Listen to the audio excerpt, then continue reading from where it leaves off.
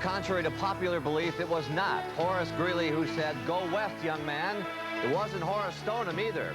Whatever, the Jays and the A's have arrived on the eastern shore of San Francisco Bay, each having one of the 4 victories needed to achieve a World Series berth. And as we all mosey in to the Oakland Coliseum on this bright Saturday morning, the players, Mark McGwire and company, are getting ready for Game 3 of this American League Championship Series. Folks, the lineups are set. The postseason drama is about to continue as Baseball 92 steps up to the plate on this 10th day of the 10th month of 1992. And a beautiful day there. Hi again, everybody. I'm Pat O'Brien. Welcome to our CBS Sports continuing coverage of the 1992 League Championship Series. Good to have you with us. Today, it's Game 3 in the American League as the scene shifts to Oakland, where if the fans appear to be confident, it's because the weight of recent precedent is on their side. The boys and girls down in research have looked it up, and the American League West teams have won 21 of the last 25 ALCS games, to say the least of the last 5 American League pennants. Today it'll be the Juan and Ron show. Right-handers Juan Guzman of the Jays and Ron Darling of the A's. Guzman pitched brilliantly in the clincher a week ago, and Darling, well, his last 2 outings against Toronto have been 2-hit shutouts. But it is the A's who have been having hitting problems in this series, especially at the top of the order. Leslie Visser is on that case, and she has more. Pat, one story here is the play of Rickey Henderson, the man who dominated the ALCS in 1989. You might remember he batted .400. He had 8 stolen bases. Well, he's been kind of a hitless wonder here. He's gone 0 for 6 in the first 2 games, but he says he's not concerned. No, I don't think I need anything to change. And back to just struggling. I don't think you struggle after 1 game or something. I think I just probably wasn't reading the ball well against Combe. Other than that, I just go back to base and just go see the ball and hit it. With all his flash and swagger, it is no surprise that Rickey Henderson's good friend is Deion Sanders, and he applauds Sanders' efforts to play 2 sports in 1 day. In 1 day, that's something to accomplish. I think that's a great athlete. I think that's a great thing for him. If I can play the 2 sports, I would love to be in the position he's in. So I just wish Deion well. I think he's an outstanding athlete. He's an outstanding football and baseball player. So keep it up and good luck. I spoke with Deion Sanders last night, and he said he does want to make professional sports history. He's concerned, ironically, that he may not get in the Braves games. So far, manager Bobby Cox hasn't found a way to use him. Pat, it would be pretty exciting. All right, Leslie, thank you. Sure would be. We'll keep our eyes on that story. I think they were the same shades, too, by the way. Updating a key injury in this series. This was the scene in the 9th inning of Game 2 when Jim Cott lost his vocal stuff. Well, a lot of pitchers have relieved Jim Cott in his 25-year career. This is a first. A catcher is going to relieve a pitcher. Go get him, John. We're happy to report that Kitty is suited up and is scheduled to start for us today, and he joins us live here now on Baseball 92. First of all, Kitty, good to see you back in the lineup. How's the vocal cords today? Well, it's good to be back in the lineup. I told my partner he got a win and a save the other night. I'm going for the complete game today. Okay, good. We hope you do. Everybody moves west now. What does that do to this series? Well, first of all, you better adjust your body clocks. I think that's one of the toughest things. You come from east to west, long flight, time change, and all of a sudden it's a 12 o'clock game. Mentally, as a player, you gear yourself up and say, don't worry about this fatigue factor. This is the playoffs, championship series. Let's get with it. A couple of champions on the mound today, Guzman and Darling. Talk to us about that duo. Guzman and Darling, Kitty, what about that duo today? Well, I think, as we mentioned at the top of the show, that the pitching matchups in this series, as you get into the games, are going to get better. And today's a good example. Guzman and Darling probably represent better pitchers stuff-wise than we saw in Game 1 with Morris and Dave Stewart. Leslie Visser was just talking to us about the top of the order. Your thoughts on that for Oakland? Well, I think anytime you look at low batting averages in postseason play, the one thing, instead of always bashing the hitters, the one thing you ought to take a look at is who they're facing. And that has a great deal to do with low batting average in postseason play, as you're always looking at the best pitchers. Today's matchup, again, is a good example of that. Looking forward to a good game. Take care of that throat. I know Dick Stockton probably has some concoctions there he's to got help it all you. loaded up. He's got the honey and the lemon. He takes great care of me. He'll take care of you. Have a good game, guys. We'll talk to you later. You. We come back here, since we're already in the left field corner of the United States, What better backdrop for our first postseason edition of Left Field? And just to give you an example of our range, we'll start with an item about Joe Carter over in right field.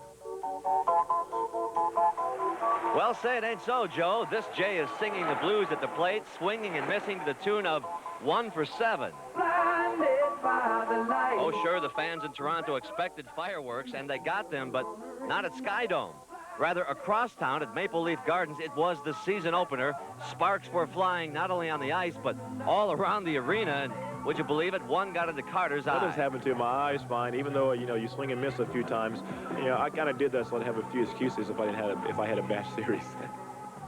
Well, we've also got an eye-opening story unfolding down at the Chop Shop, seemingly lost in a sea of scalpers. It's kind of a sleeper. But now that this series has become a page-turner, that's just what we'd better do. Page Turner, who's been oblivious to our earlier wake-up calls. Lauser deep down the left field line, hooking toward the pole. It is a home run.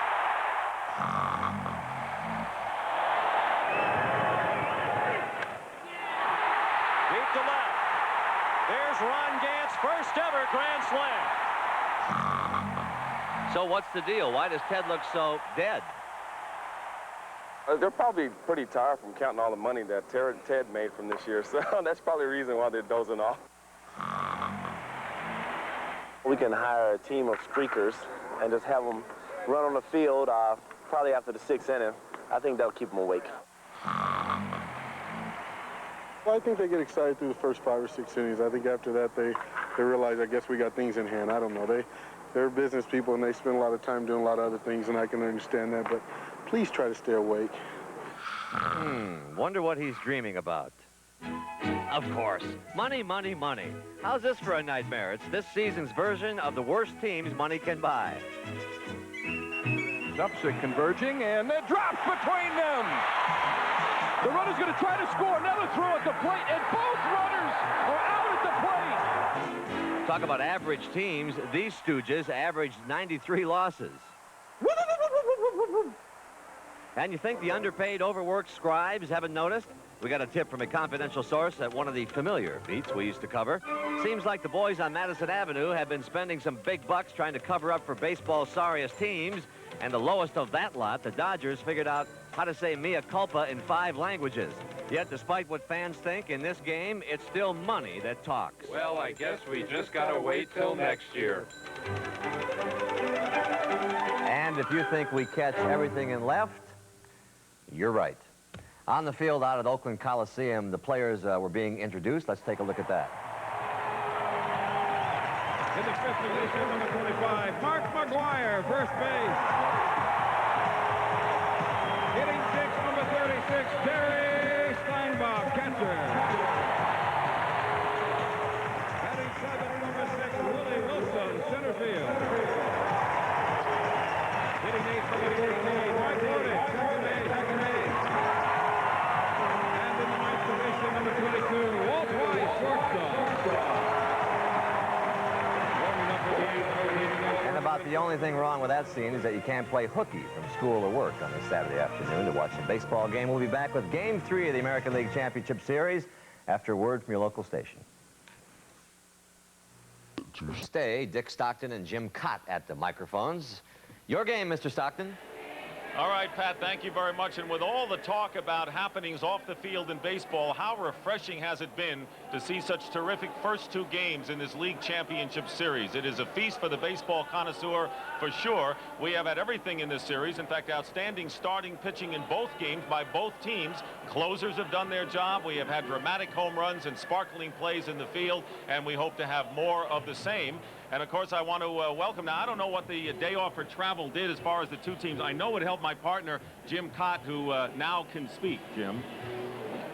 Yes, he can speak. I am much better, and I appreciate your patience the other night carrying me along. All right. We've got a pitching matchup that you would love because it is potentially maybe the best we have. Juan Guzman with great stuff for the Toronto Blue Jays and maybe the most consistent pitcher all year for the Oakland A's, Ron Darling. Yeah, I think it's, again, a great matchup. Juan Guzman may have the hardest slider in the major leagues. It's a slider that goes almost straight down. His fastball can move in either direction, and his changeup. He has so much movement on the ball. He says he will pitch a no-hitter before his career's over. We may see one today. I think he could do that. Ron Darling, on the other hand, not overpowering. He's somewhat of an inspirational pitcher to his teammates. Tenacity, gives him that good effort every time out, but I think he depends more on control and varying his pattern. He's really been Oakland's most consistent starter all year long. Jim, we have an obvious change of scenery today because we go from the inside dome at night to the daylight. We have natural grass. We starting noon Pacific time. What kind of effects would that have on the game? Well, I think on the outfielders, they talk about the high sky. Like Joe Carter will say, the ball just seems to hang up there forever. So not as much depth perception for the outfielders. That's one of the subtle things of playing on a bright day. And infielders like Manny Lee and Roberto Alomar that are accustomed to playing on turf, you cannot wait for the ball to get to you. You better charge it a little quicker. And the ball could carry here. We may have more home runs hit as we did in game number 1. What has surprised you? What has tickled your funny bone so far in this series? Well, I'm sure what's tickled the funny bone of the Toronto Blue Jays fans is that Kelly Gruber got a home run and then followed it up with another good at-bat. And I think that gives the Blue Jay lineup some hope in that they have more balance. Gruber's played well in the field all year. He hasn't hit, and I think that's a real good sign for them. And as far as surprises for the Oakland A's, let's go down to Leslie Visser for that. Leslie?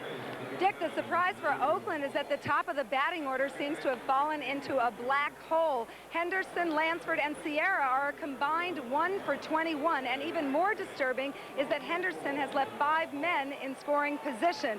Well, I spoke with batting coach Doug Rader, and he said he doesn't want to dwell on the negative, but technically he would like Carney and Rubin to be a little more upright at the plate. They're a little defensive in their stance. And as for Ricky Henderson, who didn't play much down the stretch, well, Rader says he just needs a few more at-bats. So we'll be right back with the starting lineup from Game 3 of the ALCS in just a moment. CBS Sports coverage of Game 3 of the 1992 American League Championship Series is brought to you by Toyota and their full line of quality cars and trucks. Toyota, I love what you do for me. United, come fly the airline that's uniting the world. Come fly the friendly skies. And by Dr. Pepper and your local Dr. Pepper bottler.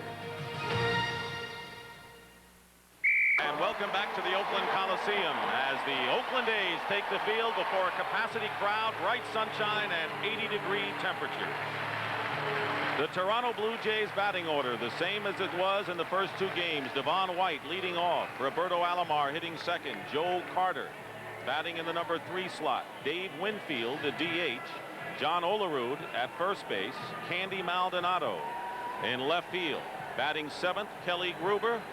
Pat Borders behind the plate hitting 8th, and Manuel Lee, the shortstop, batting 9th, facing right-hander Ron Darling, the 32-year-old native of Honolulu. And Ron Darling with a full week's rest, and in his past starts this season when he has had that kind of rest, his stuff has been much better. Depends on good control. If you see a lot of strike ones and fork balls down, then Ron Darling will pitch a good game. Let's take a look at the A's behind him. Ricky Henderson in left and Willie Wilson in center. Ruben Sierra in right field, their usual outfield. And around the infield, Carney Lansford at third base. Walt Weiss back in the lineup again at shortstop. And Mike Bordick at second base with Mark McGuire, the first baseman, and Terry Steinbach, perhaps the best all-around catcher in the American League, behind the plate. The umpires working this Game 3. Al Clark will call balls and strikes. Durwood Merrill at first base. Joe Brinkman at second. Drew Coble will be at third. Down the left field line, Don Denkinger. And on the right field line, Larry Young. This is the warm time of the year. Temperature has reached 90 degrees now on the field. It is a bit warmer here than it is in downtown San Francisco. This is across the bay, where we're getting a glimpse of baseball, perhaps the way it has been many, many years ago. Daylight baseball, natural grass, and a chance for a throwback. You know, you hear players and coaches, everyone that covers this series talk about it. There is no better day game atmosphere in baseball than the Oakland Coliseum.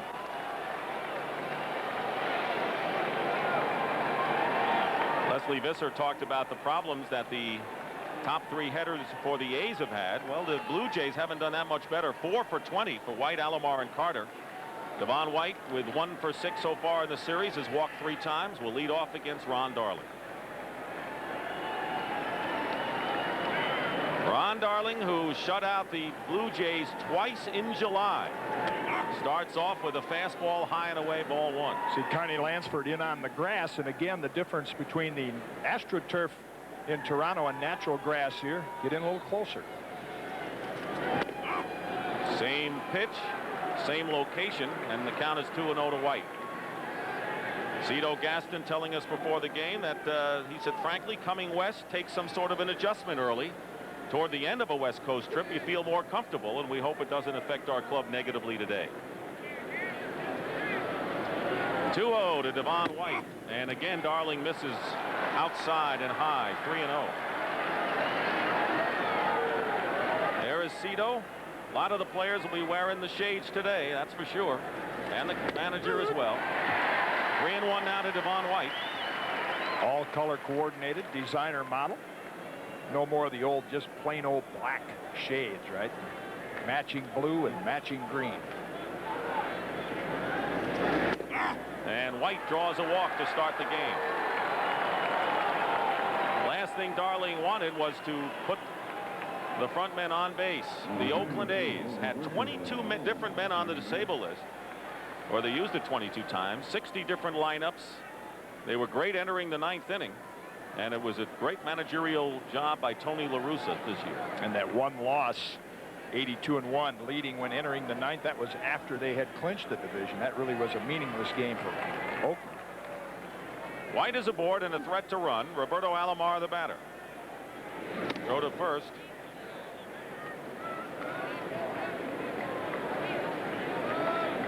Of all of the Blue Jays who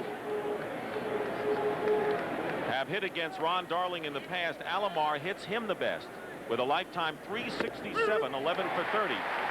He is the biggest threat against Ron Darling. Had a chance to see him when Bobby was with San Diego and Darling with the Mets, and as he looks for the sign, the advantage the Blue Jays have right here, in addition to being a good hitter, he can slap the ball to left or he can pull it through the hole.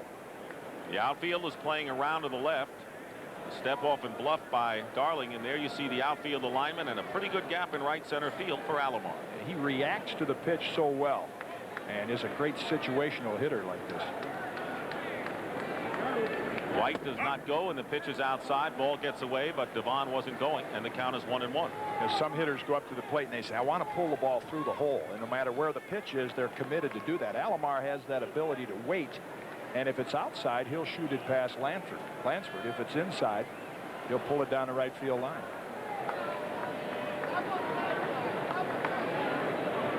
White was thrown out in his only stolen base attempt thus far in the series.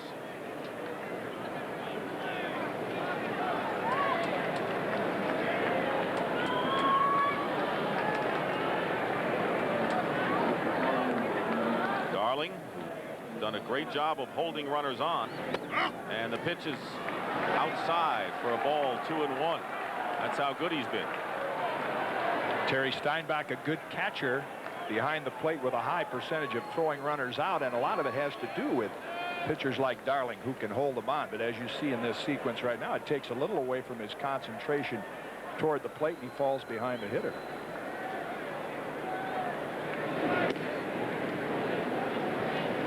Spending a lot of time keeping Devon White close. Joe Carter and Dave Winfield to follow. Not want to see Devon White get into scoring position, and the A's get into an early hole here. 2 balls and 1 strike to Roberto Alomar, and it's slapped to the left side. Could be 2. The throw to second for 1, and they turn the double play.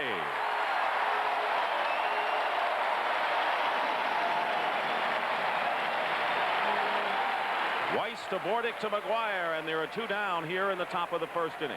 We've seen some great starting pitching in this series. Jack Morris in game 1, when Ricky Henderson reached base, gets the double play ball, and Darling snuffs out the Toronto threat right here with a nice pitch and a ground ball. 2 down, and Joe Carter the batter. That's Carter's season's average. Against Ron Darling, he is 0 for his last 9 times up, and lifetime 105. Curveball is in for strike 1. Carter, normally a jovial fella who enjoys the game, got a little miffed when people kept talking about the Blue Jays' past failures after their terrific win in game number 2 the other night. often see Joe Carter angry at anything. No. Breaks outside. The count is 1-1. And Cito Gaston said if he's getting angry about it, I've been listening to it for 4 years. Carter for only 2 years.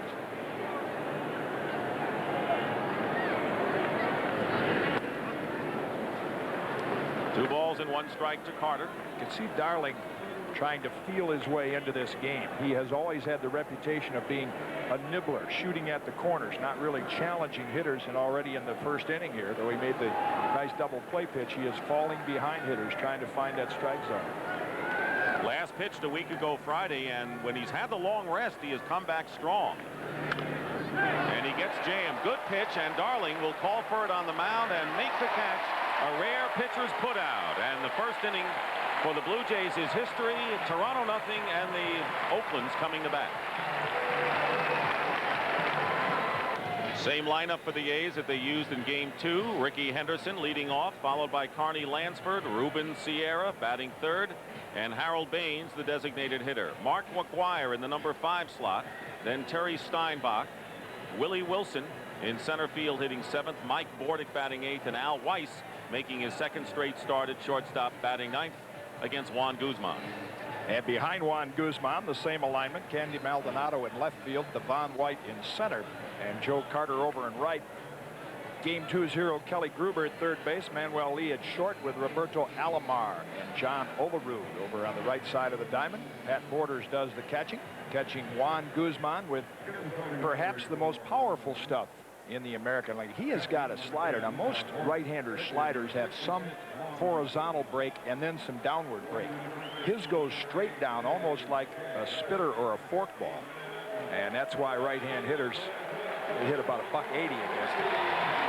When he's on, as you mentioned, he's got no-hitter possibilities. And he very nearly came up with one in the clinching game when he worked 8 innings, gave up 1 hit, and struck out 9 against the Detroit Tigers when the Blue Jays wrapped up the AL East. Ricky Henderson, all eyes on Rick, 0 for 6 with 2 walks in the 2 games thus far. A's need their leadoff man to get on base. See what he does in Game 3. First pitch from Guzman is a fastball and a strike. I was amazed, Jim, about Henderson and how nonchalant he was talking about David Cone. He says that was the first time. Next time around, it'll be a lot easier for me. You know, some hitters and pitchers fall into the same category. Oftentimes, you give the pitcher too much credit. I think Ricky wants to be very careful from a psychological standpoint, not to make it seem like Cone is invincible, even though he just about was invincible in Game 2. That comment, by the way, did not get lost on David Cone. No balls and 2 strikes to the leadoff batter for the A's in the bottom of the first inning. 1-2 now.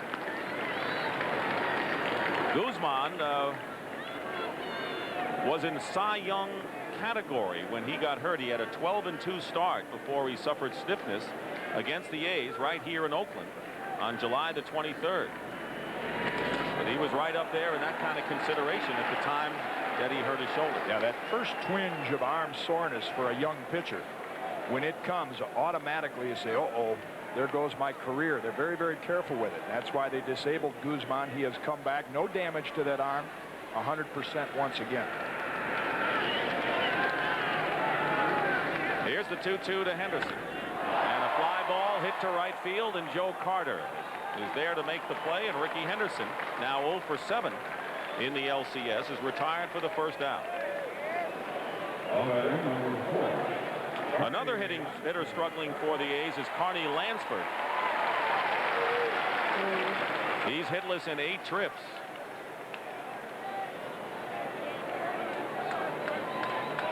And he is not entirely 100%. He had elbow problems before the series started and now has soreness in his elbow and neck. But Tony La Russa giving him a shot today in the number 2's position, hoping he can snap out of it. He's only had to make a couple of plays down at third base, and that'll be the key to his health. Watch the way he throws the ball when he does get a ground ball. Fastball, and it's 2 balls and no strikes to Lansford. Tony La Russa, who had a lot of experience without his big guns in the lineup this year, playing the pushing game, as he liked to say, with bunts and hit and run. And that's why he's comfortable playing that kind of game as well as going long ball. And in a series like this, in the long run, you figure that's what will mean the difference, is those little things. Hit and run, bunt a man over. What was a little thing the other night to Tony became a big thing, an apparent take sign where Walt Weiss took the pitch where he thought he was hitting. You know, Weiss took a 3-1 pitch, and Tony said, why didn't he swing at that ball? Well, Rene Lachemann misread the take sign, and that was the inning with the ball going into the dugout. The A's could have manufactured a couple runs. Well, speaking about 3-1 count, that's what we have here as Lansford fouls it out of play off to the right. And the count is full, 3 balls and 2 strikes.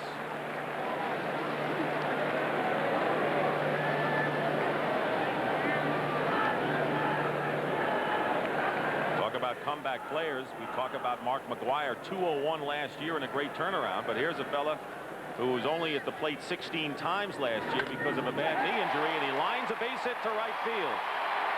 So Carney Lansford gets his first base hit of the series, a 1-out single here in the first.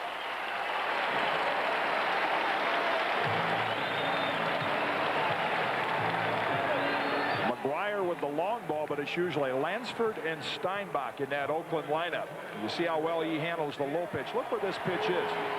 Down below the knees. Not going to see him draw many walks or take a lot of close pitches. He'll put it in play. He hit a good pitcher's pitch on that one. So the A's have a base runner and Ruben Sierra coming to the plate. Sierra had the only hit of the first 3 hitters coming into this game, and that was a dramatic 9th inning leadoff triple that drove David Cone from the mound in the 9th inning of game 2. He takes ball 1.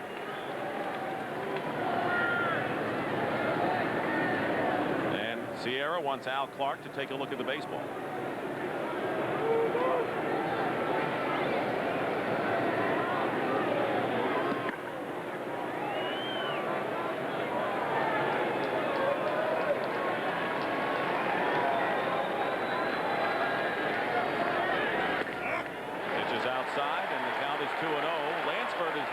A speedster for sure at first, but he is a good base runner. He will read the pitcher, take just that extra step of a lead, get a good jump to make up for what he lacks in raw speed. Play Sierra straight away, and the fastball is in there for a strike. 2-1. Not only in holding runners on and allowing stolen bases, but quite a contrast in the fielding ability today of the 2 pitchers. Ron Darling, I think, next to Greg Maddux, may be the best fielding pitcher in the major leagues. Guzman, one of the poorer fielders. 2-1 pitch and a ground ball to second base. Alomar over to Lee, and the return throw is in time to get Sierra. So each team has turned the double play, and after 1 inning here at the Oakland Coliseum, it's the A's and Blue Jays scoreless.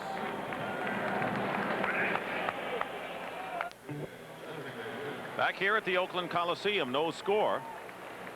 Into the 2nd inning, it'll be Winfield, Olerud, and Maldonado against Ron Darling. This is game 3 of the American League Championship Series. The A's were victorious in game 1, 4-3 on a Harold Baines homer in the 9th inning, and then David Cone, with help from Tom Henke, stopped the A's in game 2, 3-1. Cone, a former Met. Ron Darling. 2 were reunited yesterday during the workout, as Ron's first pitch to Winfield is a breaking ball outside. He has struggled, has Winfield, against Ron Darling. In fact, Carter and Winfield combined 3 for 31. That's not what you want from your big hitters in the lineup. Curveball in for the strike, 1-1. And if the first couple glances we've had at Ron Darling's breaking ball from that center field shot are an indication, with that week's rest, he really has a sharp breaker today, and that's a good sign for Oakland.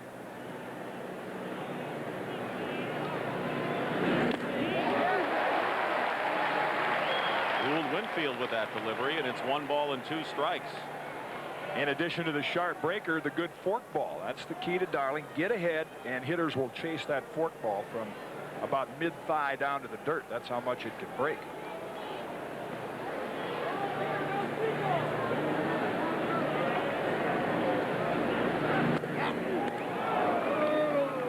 And 2 strikes to Winfield, who had a home run and a double in a losing cause for the Blue Jays in the first game of this series.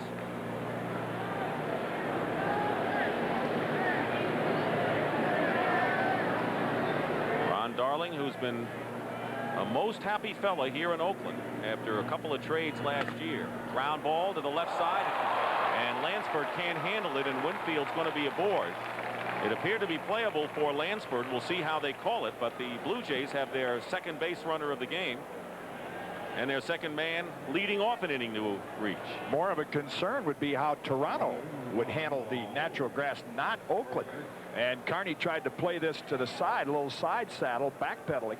And most of the time when you get caught back on your heels as an infielder, you don't get the proper hop and don't come up with it.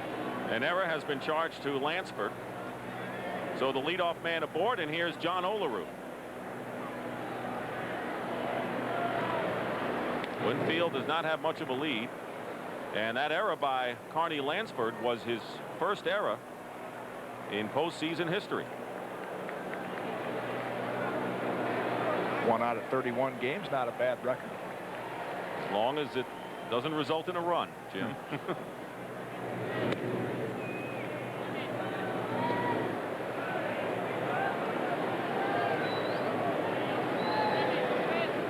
Olerud with a big RBI single in the 8th inning of game number 1 that tied the game, albeit briefly, before Harold Baines' home run untied it. And the pitch for a ball. 1 ball and 1 strike. Olerud is hitless lifetime against Ron Darling, 0 for 9. We said you won't find many successful Blue Jay hitters against Ron Darling career-wise. Alomar's hit him well, and Maldonado, the next batter, has had some success. See the adjustment that John Olerud is trying to make, I think, against all pitchers. He's not quite as square to the pitcher as he was when he first came up. A little more of an open stance, similar to Mike Bordick, not quite that drastic. And you can see him wiggle the fingers and start a little hand movement, much more so than he did when he came up. He checks a swing, but the pitch is in there. Good fastball by Ron Darling, tailing away from the left-handed batter, and Darling's in front of him, 1-2. Here are those fingers.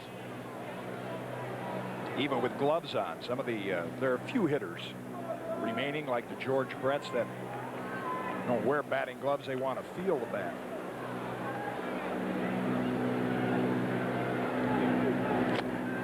And Olerud swings and misses.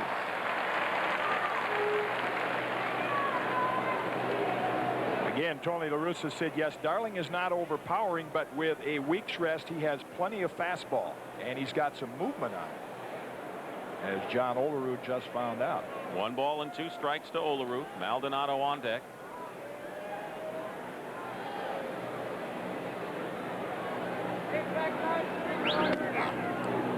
Just missed. Borderline pitch outside. 2-2.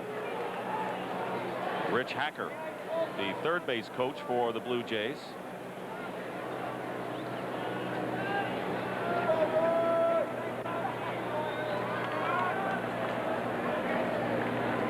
Outfield shaded around to the left for Olerud, and a breaking ball right at McGuire. Steps on the bag. They've got to tag Winfield, but the ball gets away, and Winfield is in at second.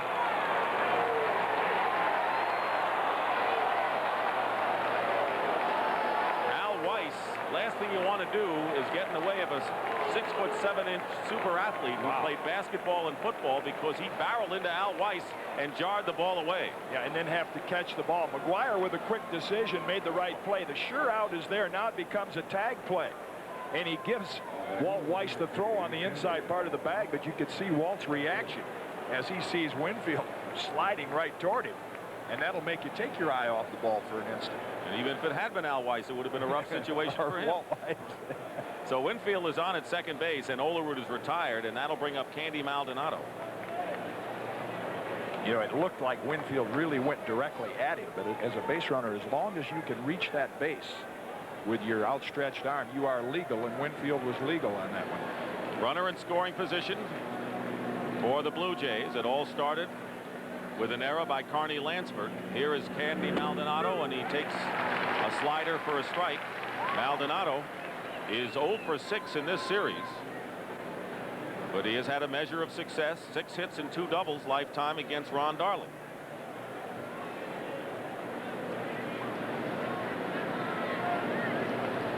One out for the Blue Jays. Trying to edge into an early lead here in game number 3. And time is called. No pitch. Boy, pitchers hate that when that happens, because Darling went ahead and completed the delivery. You already have your pitch. You got the grip. You know where you want to throw it. Now here comes timeout, and you go ahead and throw the same pitch. And now what's going through your mind is, do I throw the same one to the hitter, or should we switch it up? And as you know, the batter can't call for the time. The umpire has to call time. So Ron Darling will go back to work. No balls and 1 strike is the count to Maldonado. And the ball gets away from Steinbach, and Winfield will move around to third. So a little shaky second inning defensively for the Oakland A's, and the Blue Jays have a runner at third base now. I don't know whether Terry Steinbach got crossed up. Let's take a look. He goes out, and instead of trying to backhand it, he went out palms up, and as soon as Winfield saw that ball hop away, he gets into third base easily. It's a wild pitch charged to Darling.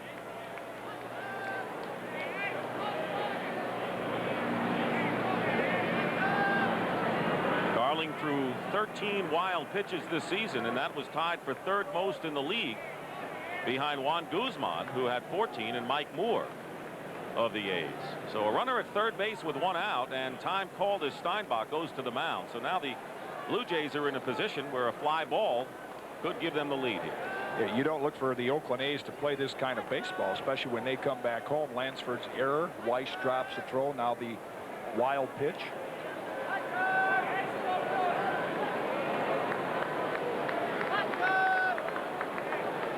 You know, it was interesting about the concern of the crowds in Toronto, who have been kind of quiet during the year, and they were terrific, enthusiastic throngs. And so far, the early arriving crowd, the noon start here in the Pacific Coast, and they are just sitting and waiting for something to happen. Certainly the Blue Jays threatening here, and the infield is in for the A's with the count 2-1.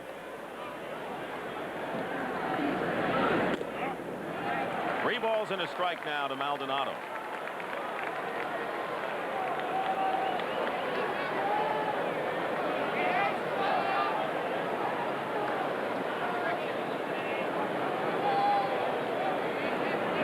There's Winfield with the lead at third base with 1 out. Maldonado looking to make contact and drive one. Outfield plays him to pull, and the pitch is fouled away. So a full count now to Candy Maldonado, 3-2, and a big batter here for Ron Darling in the early going.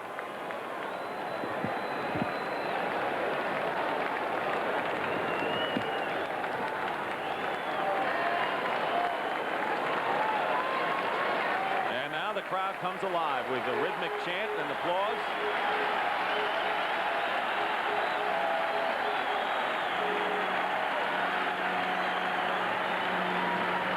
Infield in, and the 3-2 pitch, and it's fouled back. Yeah, with that infield in, you can tell by Maldonado's swings on the last 2 pitches exactly what he's trying to do. With 2 strikes, not trying to drive the ball. He knows if I can just fight it off and make contact toward right field, I've got an RBI.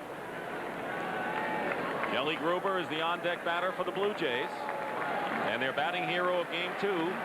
3 balls and 2 strikes with 1 out. There's Kelly.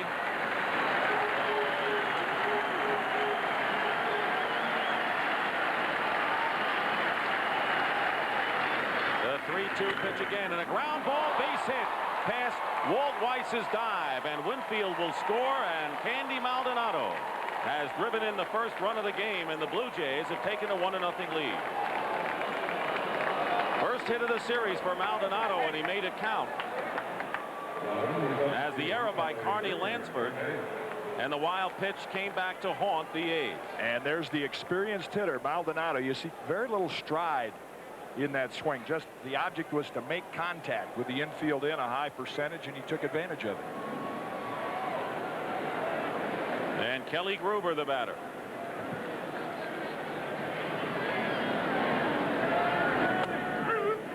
Strike one to Gruber. 1-0, the Blue Jays in front. Leadoff error by Lansford, allowing Winfield to reach. Went to second on a ground out to McGuire. Wild pitch sent him to third and scored on Maldonado's single. And there goes the runner. The pitch is taken inside to throw to second, and they've got him. Maldonado was out attempting to steal. Steinbach to Mike Bordick for the second out here in the second inning. Sometimes you catch a break as a pitcher. The A's haven't had a lot of them. But on this one, the hit and run on, and the pitch was so far inside. Gruber tried to make contact on it, but Darling's pitch was so far inside he couldn't handle it. And Steinbach gets the throw there easily.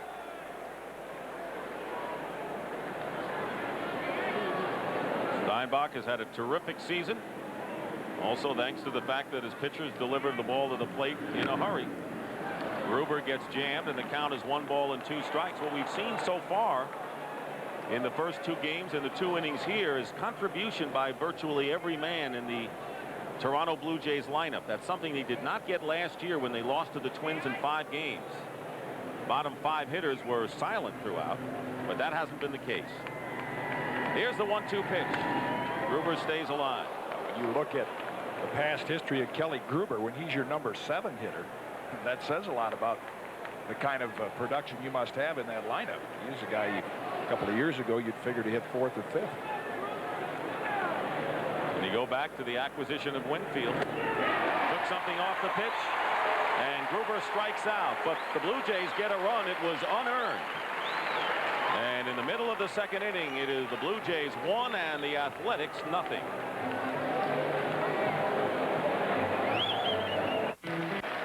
To say it's a shirt-sleeve crowd is an understatement. Good day to get some sun. 90 degrees here past noon in Oakland. Beautiful day, and a good hand for Harold Baines when he stepped up, leading off in the second inning against Juan Guzman. First pitch is down, ball 1. Baines has been the most prolific hitter off of 2 games anyway. 5 for 8, game-winning home run and 2 runs batted in. There's a strike. No one really talked about Baines as a threat coming into this series. He had been down 40 points off of his season's average of a year ago. But you can see how much he has handled the burden for the A's. And the pitch on the corner.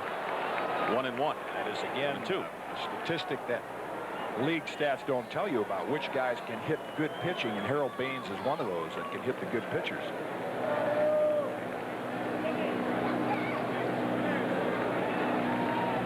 Guzman, 25-year-old native of Santo Domingo in the Dominican Republic. 2 balls and 2 strikes. Once the property of the Los Angeles Dodgers. Guzman was traded for Mike Sharperson. But Pat Gillick said what kind of a genius he was in picking up Guzman. He says, well, you know, I still left him off the 40-man protected list a couple of years ago. So that's how smart I am. Just missed outside. The Dodgers do not make many mistakes with pitching. They have that reputation as an organization, but when Guzman got to the Toronto organization, it was mainly his control. They didn't work any miracles with him. They just pitched it. On the outside corner, fastball, and Harold Baines shaking his head, walks away, and that is the first strikeout by Juan Guzman. Last night, Mark McGuire put a scare into the Toronto Blue Jays in Game 2 the other night with this foul drive down the line. And if that had been straightened out, that would have tied the game. McGuire then flied out to center field.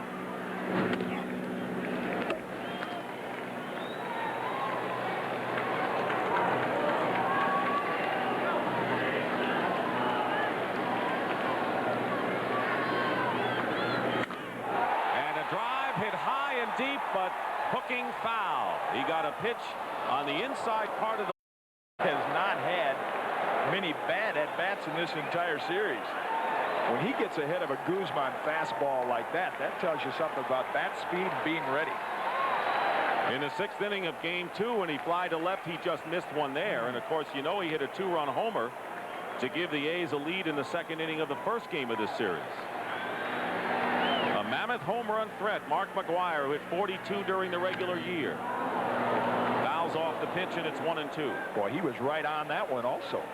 Yeah, he goes through that little timing device we've shown people in the on-deck circle. Obviously, it's paying off.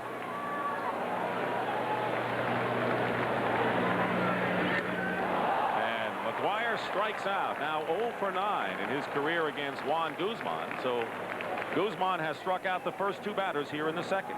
Vertical bat position, likes the ball down, and then pitch upstairs he cannot catch up with. As you see Borders' target up and in.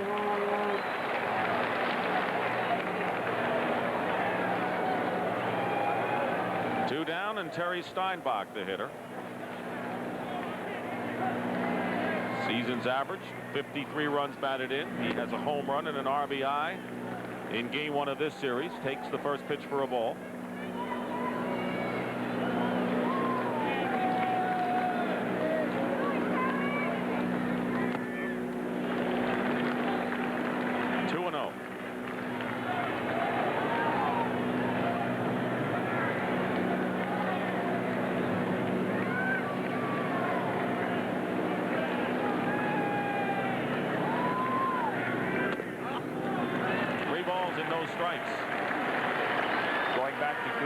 History. The Blue Jays are quick to say we didn't change anything in his delivery. Just send him out to the mound. Most of the time you tinker with a guy's motion. And he loses him. Steinbach draws a 2-out walk. First base on balls issued by Guzman, who was 60-5 in the regular season. And an opportunity for Willie Wilson.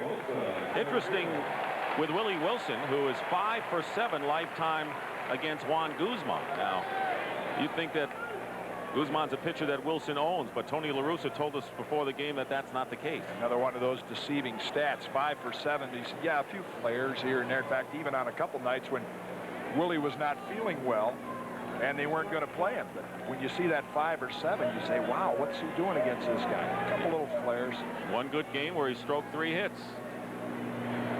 2 down, a runner at first base. Fastball misses, 1-0. Wilson is off to a terrific start in this series.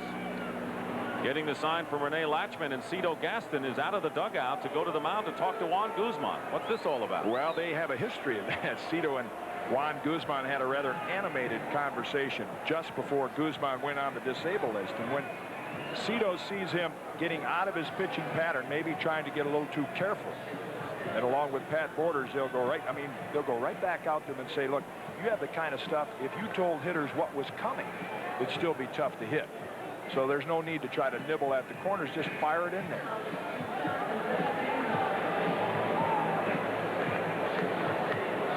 There have been a lot of power pitchers in baseball past who wanted to strike out hitters with the breaking ball and not go with their best stuff. Some pitchers like to embarrass hitters, make them look bad on a breaking ball. 1-0 to Wilson, and a line drive to center field. Devon White on a bounce. So Wilson now 6 for 8 lifetime, and with 2 out, the Athletics staging an uprising. Runners at first and second and 2 down. That's the second hit against Guzman. Most of the hits will come when Guzman falls behind, and they'll get the fastball. You can see actually no rotation on that one. Might have been a changeup. You could see the fingers on Juan Guzman's hand right there. So that probably was a changeup, which his changeup is comparable to a lot of big league fastballs. Oakland A's leading hitter in the regular season with a .300 average, Mike Bordick, who has struck out 6 of 10 times to the plate against Juan Guzman. First and second and 2 out. And you would think that Guzman would not waste much time in nibbling with Bordick at the plate, a man he has handled and has struck out so many times. I think he knows if he just keeps the ball in the outside half, Carter very shallow and right, give himself a chance to throw the runner out on a base hit.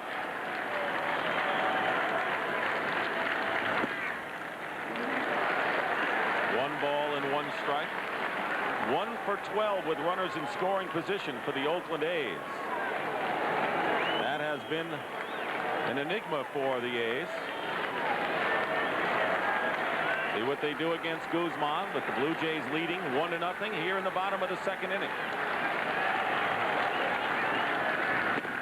Lays off the high fastball, and it's 2-1. Bordick, one of Oakland's best hitters in these situations, and the reason Guzman's had that success against him, loves the ball inside from that open stance. So if you cut the plate in half as a pitcher and just keep it on the outside half, that's your best chance. Steinbach is at second. Willie Wilson, the runner, at first. Fastball and a high pop fly down the right field line. Carter coming in near the line makes the catch to retire the side. So the A's get a hit and lead 2 in the third inning. Coming up, it's 1-0 Toronto. CBS Sports coverage of Game 3 of the 1992 American League Championship Series is brought to you by Budweiser, who reminds you friends know when to say when. Kellogg's, the best to you each morning. And by your Toyota dealer. Discover the all-new Corolla. Discover Corolla again. Dick Stockton and Jim Cott here at the Oakland Coliseum, where they have a lot of fun coming to ball games here. This was a dormant franchise many years ago, but the last 2 owners have revived it in a big way, and it's just fun to come to the ballpark here. And we've got a great afternoon game here in the League Championship Series. This is the third game, 1-1. Blue Jays leading 1-0 in this game, and Pat Borders will lead off against Ron Darling. Borders homered in the opening game of this series. In fact, his only hit lifetime against Darling in 10 trips has been a home run. Curveball on the inside edge. 1-1.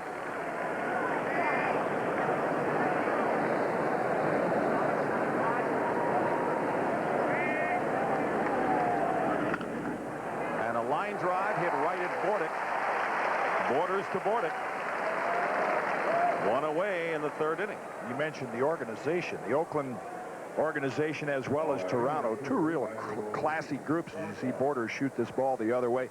In Oakland, headed by Walter Haas and Sandy Alderson, and the Toronto people with Pat Gillick. Very cooperative. 2 parks that are fun to go to. And a look from center field into home plate. Manny Lee with a fastball on the outside corner. Strike 1. Lee is 1 for 5. Drove in a run with a sacrifice fly in this series. See, they'll play very shallow in the infield and in the outfield. Willie Wilson way over into left center field. And Ricky Henderson close to the line in left for Lee, who could go to the opposite field.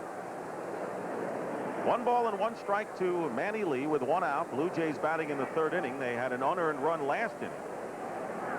Knocked in by Candy Maldonado.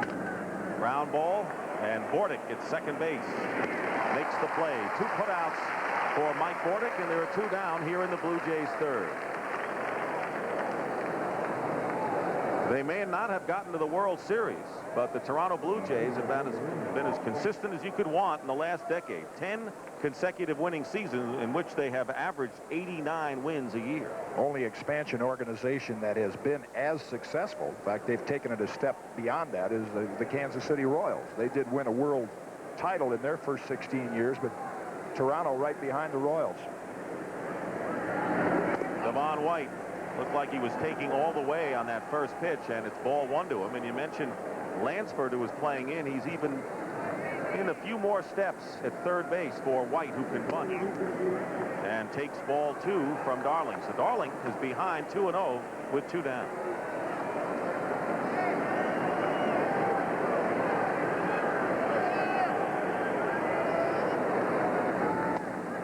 Now it's 3-0. White drew a leadoff walk in this game from Ron Darling, and the count now 3 balls and no strikes.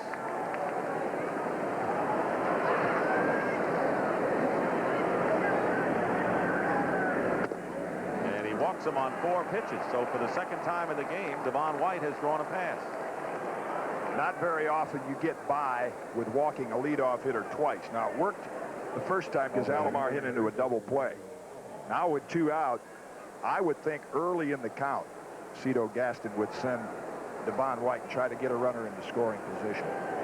And it's been a kind of a series in the first 2 games where you're not safe. You're not out of the woods after 2 are out. We have seen some rallies with 2 down. See what the Jays mount here as Alomar takes a call strike. He bounced into a double play. His first time up. And they're not the kind of pitchers that you say, let's go out and get 3 or 4. You tend to get them 1 at a time. And when you get a guy like White on first base that can run, you want to try to take advantage of it. Particularly with a 1-0 lead. Not a bad maneuver. Cito Gaston normally has played a pat hand, station-to-station ball throughout the year, despite speed by White and Alomar. Carter not running as much this year, but he said he would change things around, and actually he has to a great extent in the first 2 games. He said he would run more, try more things. There goes White. Pitch is taken for a ball to throw to second base. And another great throw by Steinbach to Walt Weiss. So they got Maldonado, and then they get White. We'll return to the Oakland Alameda County Coliseum after this word from your local station. 1-0 Toronto, and as we have mentioned, the Blue Jays are going to go with a 3-man rotation and the A's 4. So that means Jack Morris comes back tomorrow. Bob Welsh goes for the A's. On 3 days rest, pitching on the 4th day, a day game, which makes it even a little shorter. And coming off a tough game, I think what Cito Gaston will hope for tomorrow is some sort of a lead after about 6 innings that he can go to his bullpen. Walt Weiss leading off, bottom of the 3rd inning. 1 for 2 the other night, and he bunts the ball down the third base line. A good bunt. Gruber's throw to first base is in time, and the ball looked like it might be going foul, and all of a sudden made a turn and curved and stayed fair on the infield grass. Well, the design here is to bunt the ball between Gruber and Guzman, but you see that corkscrew spin. The only way Kelly can make the play is barehanded, and a much improved John Olerud on the other end of that play. Boy, this was a good reaction by Gruber. You talk about a great athlete, the only baseball player to ever have won the Superstar competition, competing against guys from all sports. Made a fine play, and as we said when he was slumping this year, it never affected his defensive play. He has been solid throughout. Here's Ricky Henderson, takes a strike. Henderson flying to right field his first time up and still looking for his first hit in the LCS. 1989, he blistered Toronto pitching to the tune of 400. Gets a fastball and lifts it high in the air. This is in, if we had clouds, they'd be in the clouds. And making the catch is Alomar for out number 2. Talked about the atmosphere here in Oakland, a great pin collectors area. You see more Oakland fans with those caps on, just covered with collectors pins. And of course, they've had a lot to collect here in recent years with their appearances in league championship play as well as the World Series. Like the Olympics. Go to the Olympics. Trade them off. Oh, people trading pins, getting all sorts of pins. Carney Lansford broke out of an 0-for-8 slump with a single to right field his first time up, and he fouls it out of play. Well, there are a lot of aging A's. This is the oldest team in the American League, and Lansford amongst them. And that's why the A's, in Ron Darling's words, were a little angry and a little bitter in that we know that this is the last time this group is going to be together. Gives them a little more motivation to try to win this thing. Yeah, that's their urgency in this series. We talked about how Toronto has never gotten to the World Series after several failures. La Russa would love to get this group into the series in what has been labeled the last hurrah. 0-2 to Lansford with 2 men out, nobody on base. Fastball just misses.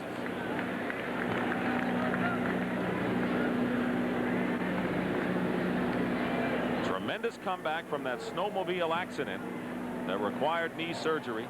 A lot of people didn't think he'd be back this year. Came back and was a very big factor. 2-2. Gives you an idea of modern medicine. Years ago, remember Jim Lonborg injured his knee in a skiing accident. It practically ruined his career.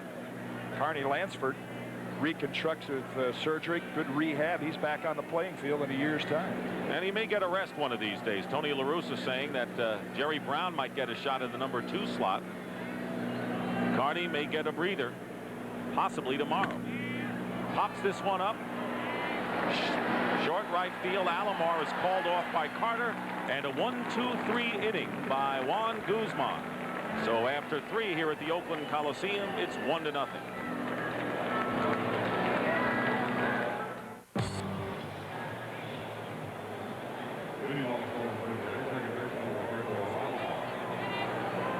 Candy Maldonado with the RBI single, his first hit of the series. Juan Guzman has allowed only 2 hits and has struck out 2 in 3 innings. That's been our story as the Blue Jays come up in the top of the 4th inning. Alomar, Carter, and Winfield against Ron Darling. First pitch to Alomar is a curveball, a bit high.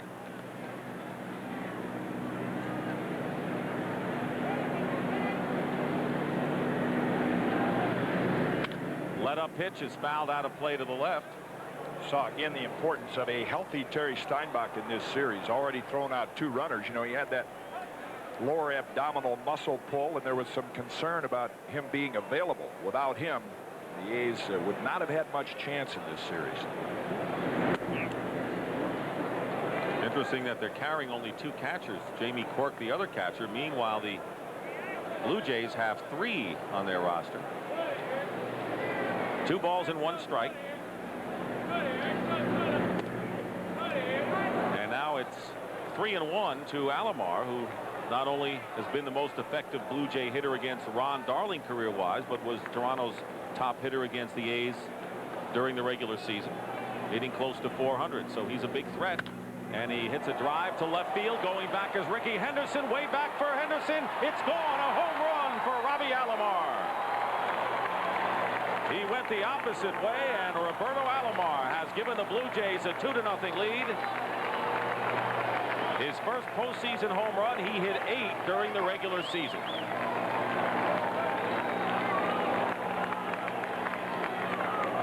Not many hitters can drive the ball to the opposite field. We talked about the daytime conditions, warm weather.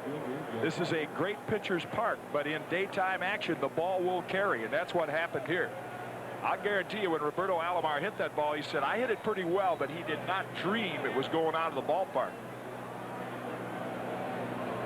And Joe Carter, with nobody out, takes in tight, and that is exactly what Jim was saying before when he said Alomar was a great situational hitter with runners on base.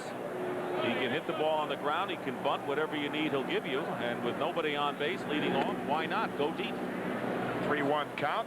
Yes, fastball, get it and drive it. That's what he did. So it's 2-0 in favor of the Blue Jays if they hopped on Darling. And the count is 2-0 to Joe Carter, who got jammed and popped one up right back to Darling in the first inning.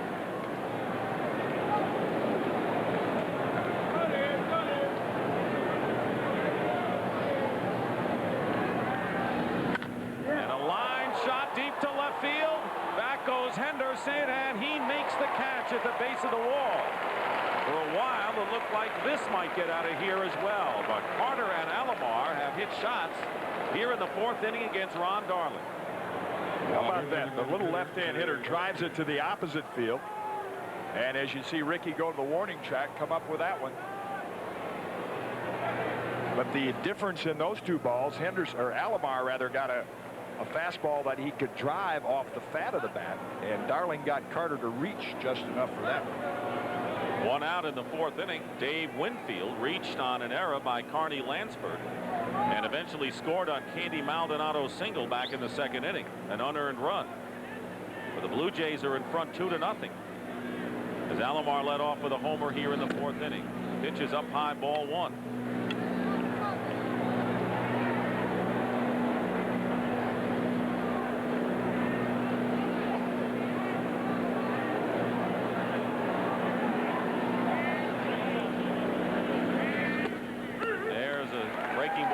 Strike, 1-1. When Dave Winfield made his debut back in 1973 for the San Diego Padres, the starting right fielder on that team was Blue Jays manager Cito Gaston. So those 2 go way back. Check swing. They appealed to Derwood Merrill, and they ruled that Winfield went around. So the count 1 ball, 2 strikes to Winfield. Once with that big hitch in his swing, he gets those arms started. It's tough to hold back. But with the strong hands, it appeared that he did. Derwin Merrill said, nope, Barrow went through the hitting area.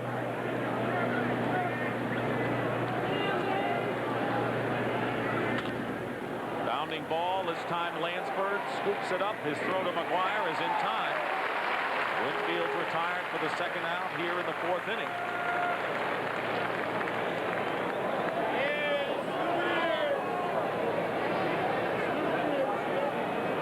So Cito Gaston, you know, it's interesting. His name was Clarence Gaston, is his given name, and now they just go by Cito. And we asked him about it. So I was 14 years old. I had a friend who said, I'm going to call you Cito, name of a Mexican wrestler. And he says, I don't mind that. Anything but Clarence. He does not want to be known as Clarence. So it's not Clarence Cito Gaston. It's just Cito Gaston. And speaking of the Mexican wrestler, even though underneath the, you know, that very quiet countenance of his, I don't know if I'd want to get in a wrestling match. No, I don't think so. John Olerud bounced out to McGuire his first time up. 2 down, the bases are clear. 1-0 the count to Olerud. Curveball, and now it is 2-0 to the Blue Jays' first sacker. This is more like a Ron Darling game when he was a member of the New York Mets. His reputation was he'll fall behind the hitters, a lot of 2-0, 3-1 counts, get a fastball to hit like Roberto Alomar. In there for the strike.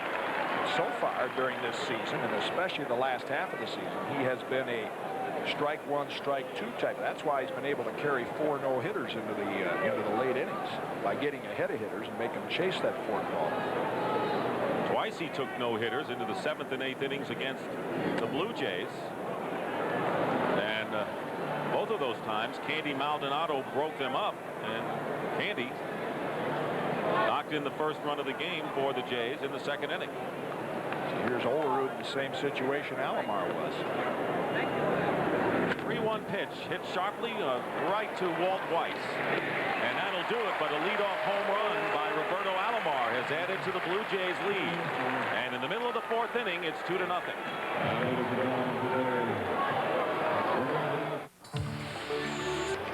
They had a dot race between innings. Leslie Visser in red, you were blue and I was white, and this was the finish of the race, and Leslie Visser won the race. That was a reaction. What chance did I have? Not all in the family, and you're heading me off against the rail. She blew right by me. That's the way you do it. She would have gotten mad at me if I hadn't done that. Ruben Sierra leading off in the bottom of the 4th inning. Blue Jays in front, 2-0. Sierra bounced into a double play and hits a line shot. Could be up the gap. Winfield dives, and it's going to go all the way to the wall. Sierra rounding second and will hold there after Willie Wilson. Part of that is Willie Wilson got the ball into the infield.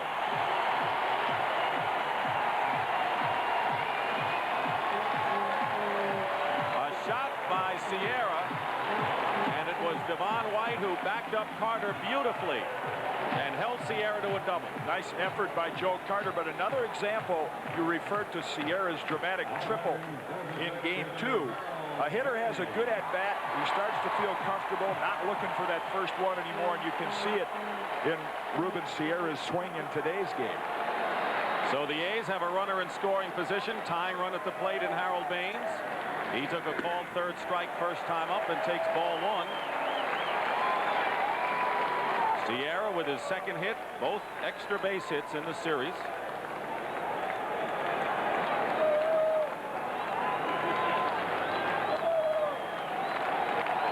A's have now out-hit the Blue Jays 3-2.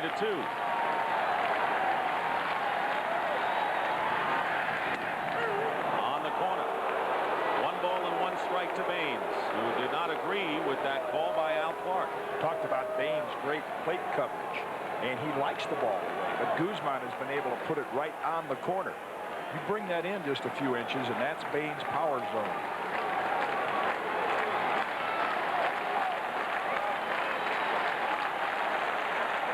Second baseman Alomar is playing deep and on the outfield grass. Fastball, and Baines really did not agree with Clark on that pitch. And the count is 1-2. Well, you have 2 choices right now if you're Harold Baines. You've seen what the strike zone is. Guzman's throwing it out there.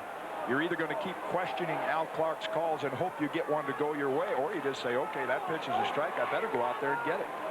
Guzman is pitching Baines away. Of course, Baines in a situation as the DH, not necessarily wanting to solely move the runner over to third base. He'd like to drive him in as the DH, and 5 hits already in this series.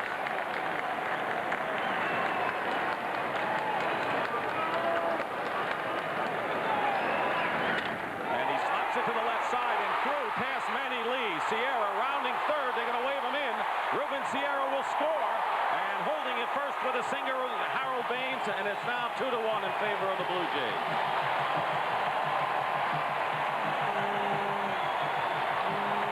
And that's the difference between artificial turf and natural grass, because Rene Laxman was waving in Sierra all the way. And Baines said, I will go out and get it. He didn't take that close pitch, and Manny Lee, as you mentioned, the artificial turf, he could cover a little more ground, get a truer hop, doesn't get the glove down on that one, and Sierra never hesitated. Rene Laxman, the third base coach, making a quick and wise decision.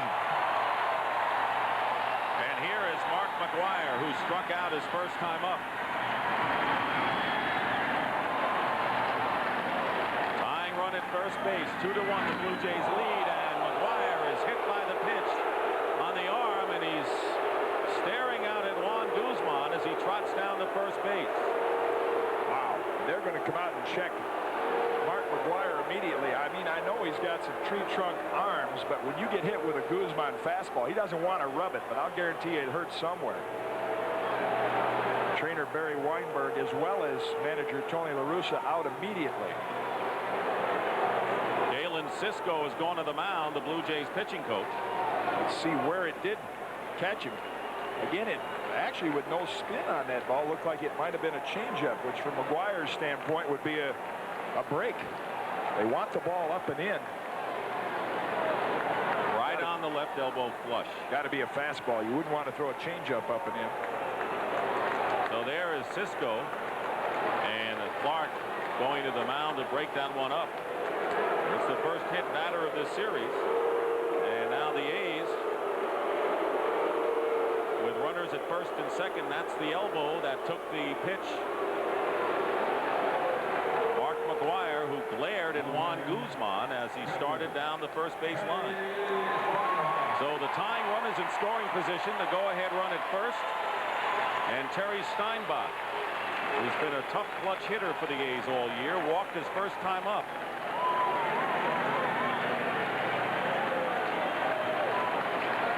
Still nobody out. Hits a fly ball to right field. Carter going back, and it's off the wall. Rounding third and coming in to score is Baines, and going to third is McGwire. We're tied at 2-2 on Terry Steinbach's RBI.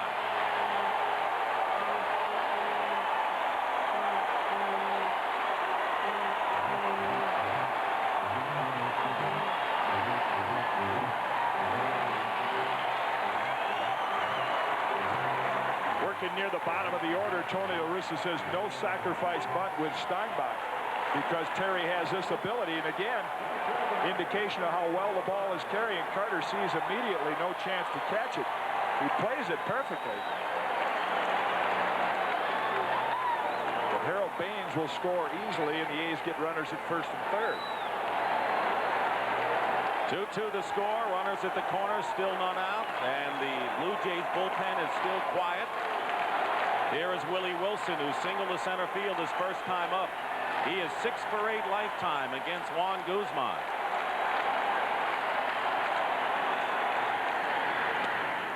Ball 1. It all started with a double up the gap by Ruben Sierra. Carter dove for it, and Devon White prevented Sierra from getting to third, but he has scored, and now McGwire is at third base and Steinbach at first in a 2-2 game, and now the bullpen starts to go into action down the right field line. Jimmy Key and Todd Stottlemyre, two of the regular starters during the regular season. Early in the game, they'll be almost like starters if they get into this one.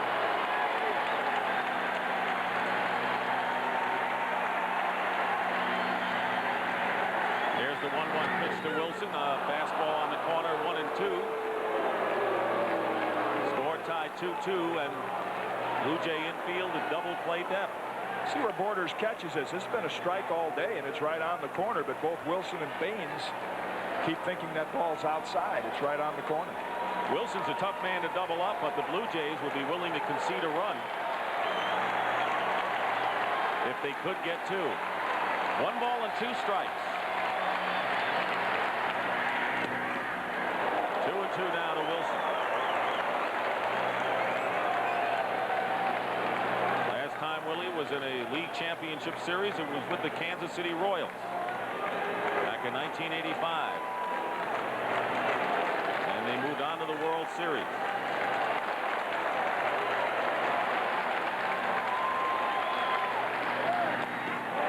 And the count is full now to Wilson, 3-2. Guzman is struggling here in the 4th inning. He had some problems in the 2nd after striking out the first 2 batters. Good chance to stay out of the double play now with a full count. You can send Steinbach, and if Willie can just slap the ball and make contact, you eliminate the double play. A's have tied it up here in the bottom of the 4th inning and looking to forge in front. Here's a 3-2 pitch, ball 4, and the bases are loaded.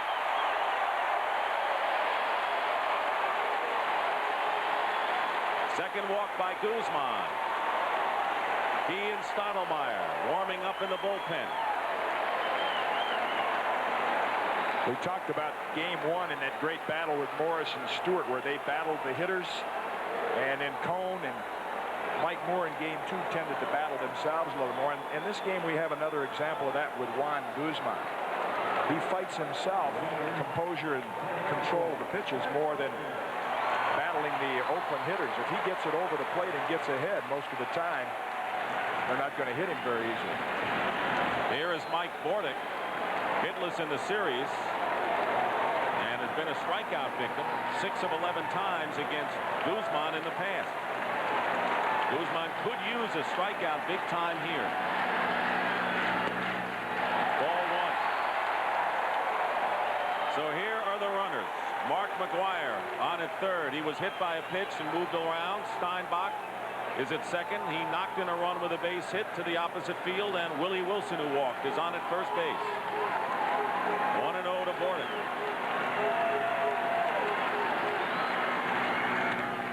Slices it to right field. Carter is there. McGwire getting set to tag. Here comes the throw to the plate. It's going to be in time to get Mark McGwire as Borders applies the tag. Steinbach tags and goes to 3rd, and Wilson holds it first, and the score is still tied 2-2 on a fine throw by Joe Carter. Double play. Again, Carter gets in position by playing very shallow in right field. He can catch the ball on the run and make the throw in the air. Look for a moment like we might see another Lonnie Smith-Brian Harper collision at home plate. But Borders plays it the correct way. He gets the ball, knows what McGwire is going to do, gets the tag in there, and then shields the ball and gets it out of the way. Can use that catcher's glove almost like a first baseman's glove to protect the baseball. The only situation that made it close was the fact that Carter's throw was so strong, Borders had to go up for it.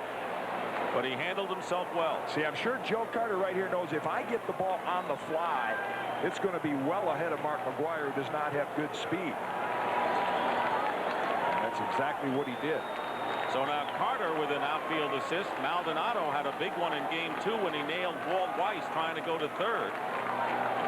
So there are 2 down, runners at 1st and 3rd, and Weiss fouls it off for strike 1.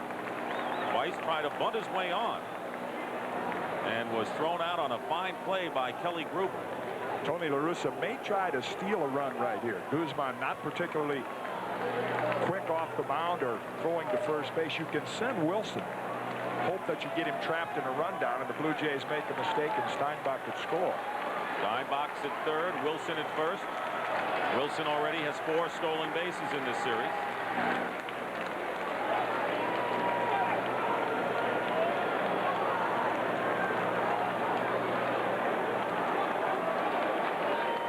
And when you talk about situations, he's got the right men first, right man at the plate.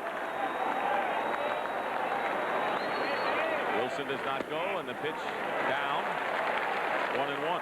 See, a lot of times, and the late Billy Martin used to use this play, you'll have the base runner fall down almost as if he's picked off, and the pitcher's immediate reaction is throw to first base, and as soon as that happens, the guy on third comes home.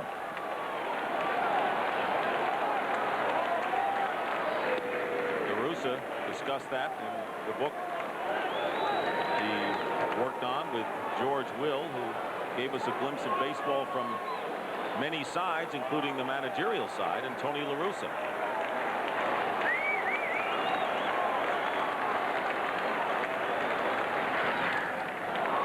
Weiss fouls it at the plate. 1 ball and 2 strikes. This is what Walt Weiss faces. Most consecutive hitless at-bats with runners on base. Only Barry Bonds has a longer hitless streak, which is even more reason why you might see that attempted double steal.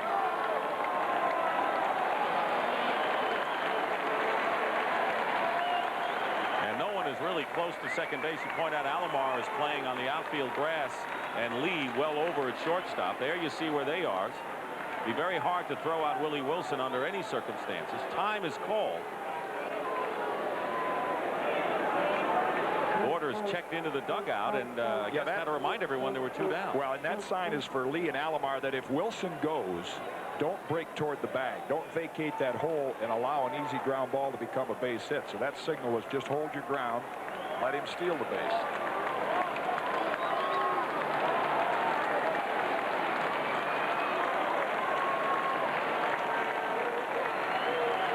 And there goes Wilson. They're not going to challenge him. The pitch is taken for a ball. 2-2.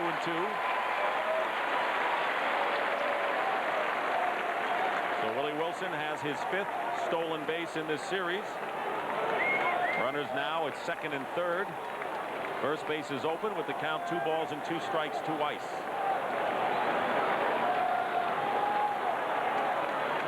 Blue Jays' 2-run lead is evaporated here in the bottom of the 4th inning. They didn't get the lead run home as McGuire was out on a double play. Carter to Borders, but now the count is full 3-2, and Guzman does not want to lose Weiss with Ricky Henderson, who has got to be due on the on-deck circle. Henderson still looking for his first hit of the series. You don't want to bring him up. Hungry for a base hit with the bases loaded.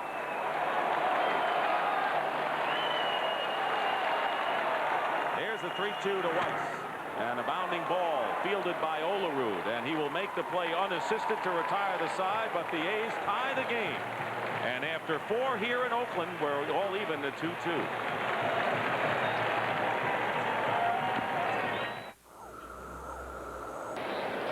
Back here at the Oakland Coliseum, and we're enjoying the pictures from the Bud 1 airship based in the Los Angeles area. And a perfect sky to be flying around today. And to be hitting around. Or jump. Capacity crowd here in Oakland as the Blue Jays come up in the 5th inning. Andy Maldonado played for the San Francisco Giants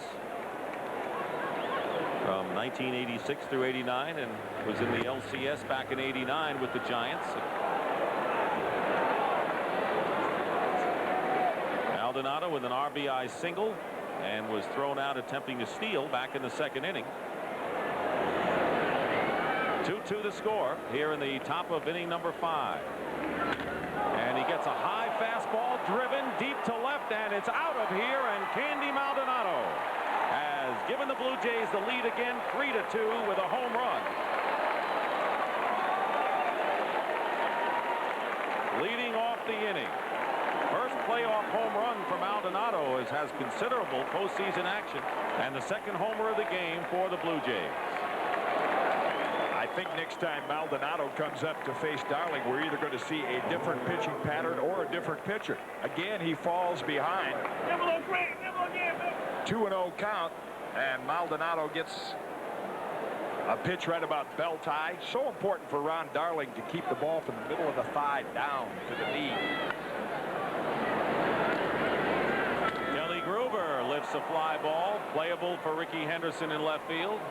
He's got it, and there's one out. So last inning, Alomar led off with an opposite field home run to give the Jays a 2-0 lead. The A's tied it in the bottom of the inning 4, and now Maldonado has untied it here in the 5th. Jim Corsi is starting to throw in the A's bullpen. Corsi saw action in the first game of this series. Pat Borders, the batter, lined sharply but right at Mike Bordick, the second baseman, his first time up. Both Darling and Guzman have had shaky instances in this game. There's Corsi, and very close to being taken out. Guzman last inning, and Darling right at this point as he falls behind Borders 2-0. And another guy, it's dangerous to be behind 2 balls and no strikes with Borders' power. That's in there. And that's a characteristic and an improvement again of this Toronto team of 1992. Instead of relying on just the top 3 hitters, White, Alomar, and Carter, like they did last year. Maldonado's home run power as well as Borders, a lot more balance. Got fooled, swings and misses. See, here's the ball down. When Ron Darling can get you to chase that fork ball and keep it down around the knees, that's when he's effective. Chop foul off to the left side. Henderson is playing a deep left field for Borders.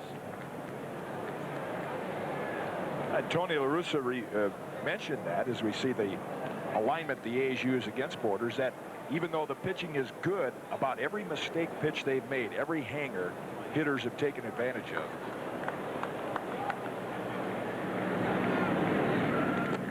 And he's out of there. Ball dropped by Steinbach and makes the throw to first base. Darling has his second strikeout of the game, and there are 2 down.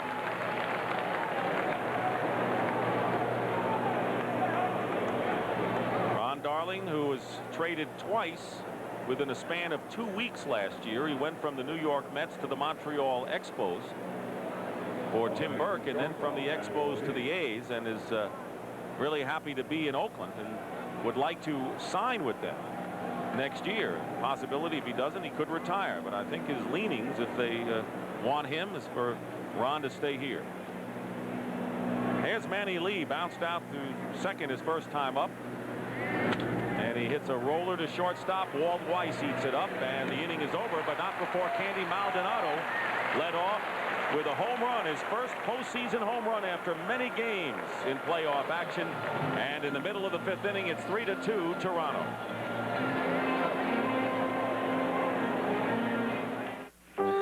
In 1908, it'll be the top of the order for the Oakland A's in the last of the 5th inning. Toronto scoring single runs in the 2nd, 4th, and 5th innings. Leading 3-2, Ricky Henderson, who is now 0 for his last 12 postseason at-bats, facing Juan Guzman, who has a 1-run lead, and the first pitch in tight, 1-0. Oakland hoping that Henderson turns around like Kirby Puckett turned around last year for Minnesota. After 2 games, Puckett was 1 for 7. Ended up being the MVP in that series, going 8 for 14 in the next 3. What you're saying is you can't judge a book by the first 2 games. and a guy like Ricky is one of those hitters who is so capable of getting 3 or 4 hits in a ball game. If he just gets that first one and steals a base, look out. American League most valuable player 2 seasons ago, Ricky Henderson, with the count in his favor, 2-0. Got one right down the middle after 2 pitches up and in, and Henderson didn't offer. 2-1. A's were concerned that Henderson really didn't get enough swings toward the end of the season. In fact, we saw him on the next to last day of the year, and he walked 3 times. Pops this one up. Bordick, the second baseman, looking up in the sky, makes the catch, and a high Sky makes the out. Right now, let's check in with Leslie Visser. Les? Dick, the expansion Florida Marlins are looking for a manager, and third base coach Rene Latchman is a serious candidate. He brings a lot of experience. If he got the job, he was with Seattle in the early years of the Mariners, and of course he's with a World Club Championship here. He says they're going to let him know by next week. The other two candidates are Bill Verdon of the Pirates and Jimmy Williams of the Braves. Dick? All right, Leslie, thank you. And of course, that's not the only team, the Florida Marlins, interested in Rene Latchman. His name always seems to come up when teams look for a manager, and being on Tony La Russa's staff and around a good ball club for so many years would make him a good candidate. Lansford pops this one up. A lot of room in foul territory here, so Olerud should make the play, and he does over the top of his head, making the catch for out number 2. So there are 2 down. Here comes Ruben Sierra, and Roger Clemens has his scouting report on Sierra. Ruben Sierra has more power from the left-hand side of the plate. The best way to pitch him would be run 2-seam fastballs and very hard stuff away from him. Hopefully he'll swing hard and he'll hit the ball on the ground. If you hang a curveball or breaking ball middle in, he'll usually hit the ball in the air, and if he does that, it usually goes a long way. Isn't that the truth? Well, that's that high and hard, low and slow philosophy. He will hit that medium speed pitch. A lot of pitchers do try to run that fastball up and away from him. Last time up, Sierra drilled a double to right center field.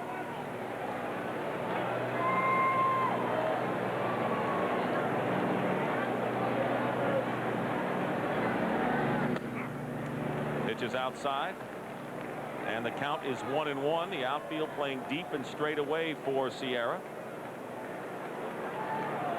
Came over from the Texas Rangers, and that's the other team that's interested in Rene Latchman to be their manager.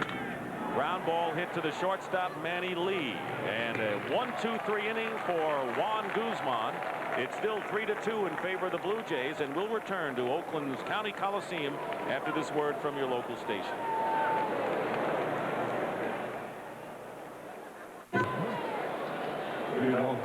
At the conclusion of today's game, Jim and I will select the Chevrolet Most Valuable Player of the game. Chevrolet will donate $1,000 in the player's behalf to the Special Olympics. Well, they're boating and jet skiing today, and you know that's something that you can't do at night, and that's why we're happy we have our first afternoon game of postseason in 1992. In the American League, game number 2 in Atlanta was played in the afternoon. Devon White walked his first 2 times up. Swings and misses, and the count is 1-1. White hit 17 home runs from the leadoff spot in the batting order. That was the second most of any player in the majors this season. Of course, Brady Anderson had a phenomenal year with 21 with the Orioles. 2-1 the count. Ron Darling will start with the split finger or forkball grip and then maybe change it in the glove. Foul back. Yeah, why third base coaches like Rich Hacker will keep a close eye if they can pick up anything that they can signal on to the hitter. So when you have the forkball, start with that grip, go into your glove, and you don't see as much movement going back to the fastball grip once you get in there.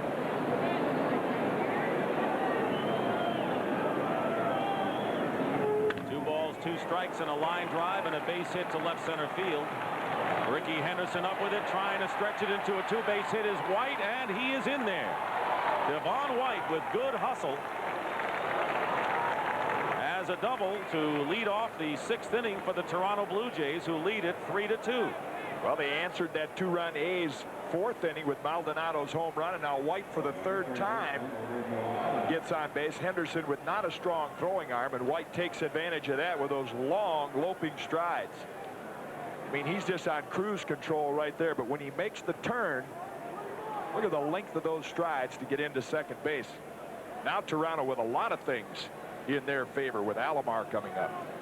And of course, Alomar, who hit a home run leading off his last time up over the left field fence, now can do a lot of things. And as you mentioned, McGuire and Lansford looking for the possible sacrifice. Or just pull the ball to the right side. Blue Jays looking for an insurance run. Bluffing the runner back to second is Darling. Jays now have had the leadoff batter on in 5 of the 6 innings this afternoon. There's Walt Weiss. Offered at the bunt, strike 1. See, the one thing that Alomar can do right here, and he takes a peek at Carney Lansford and Walt Weiss, they're giving him all kinds of room to slap the ball that way. The plus for Oakland is they have the best pitcher in the American League at getting off the mound and getting to that bunt, so Lansford can stay back close to third base. Kelly Downs is now the lone pitcher throwing in the Oakland bullpen. Jim Corsi was up earlier in this game. There is Downs, who has really given the A's a boost since coming over from the San Francisco Giants. Didn't have far to go. There's Devon White on at second base with a hustling double. Weiss trying to keep him close. The 0-1 pitch bunted foul, and that'll take care of that maneuver. And you can see the maneuver with Darling moving off of the mound. They want to have a possible play to third. But this was Alomar's home run in the 4th. Got that fastball about belt high. You can see him still in full speed because I'm sure Robbie thought it was going to be off the wall, but it carried over the wall. So Alomar now has hit safely in all 8 league championship games in which he's played. And Darling is ahead of Alomar 2 strikes, so the bunt possibility presumably is off. Good pitch in on the fist and a fly ball to Ruben Sierra. Makes the catch. White bluffs but goes back to second, and a good thing he did as Sierra uncorked to beauty to Carney Lansford at third base.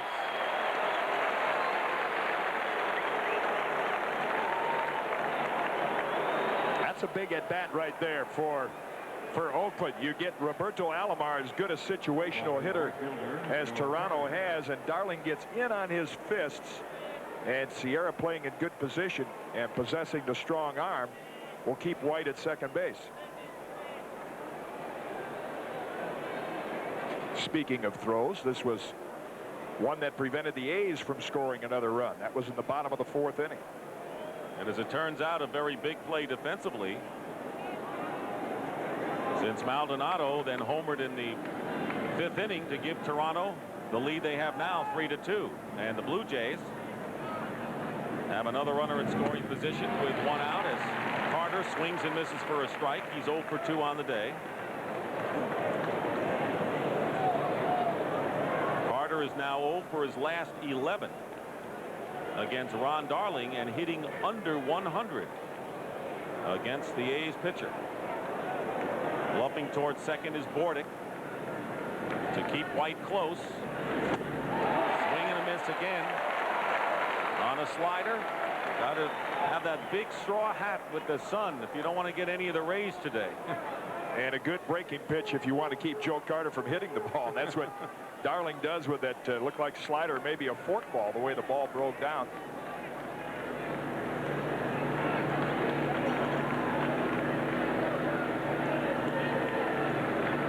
Here's the 0-2 pitch to Carter, and a line shot foul right into the A's bullpen. White led off with a single and stretched it into a double with good hustle. His first hit of the ball game. He's been aboard 3 times. And with 1 out, Carter trying to fend off Darling with the count 0-2.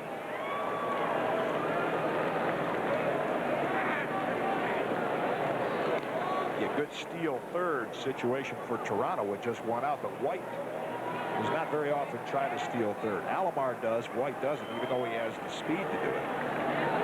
And Lansford is playing close enough to the bag to get there to make a play. There is Carney, and you'll see where he's playing. He's playing deep at third, but not far off the line. Well, if you gamble here and you're Cito Gaston, you say Darling's probably going to throw Carter a fork ball in the dirt, low and away. Good pitch to run on. That is in the dirt, and the ball gets away from Steinbach, and White will go to third base.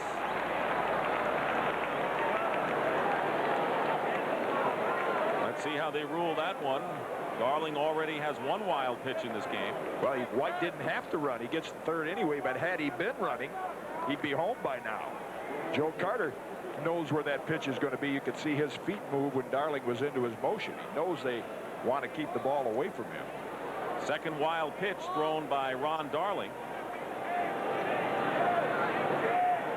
Now the infield is in with the count 1-2 with 1 out. Because of that wild pitch, Carter in a much better situation if he makes contact. Fouls it out of play off to the right.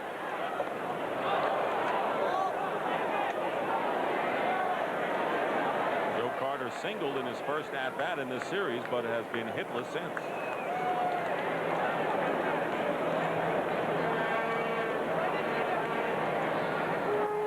Darling has his work cut out for him. Big opportunity here for the Blue Jays.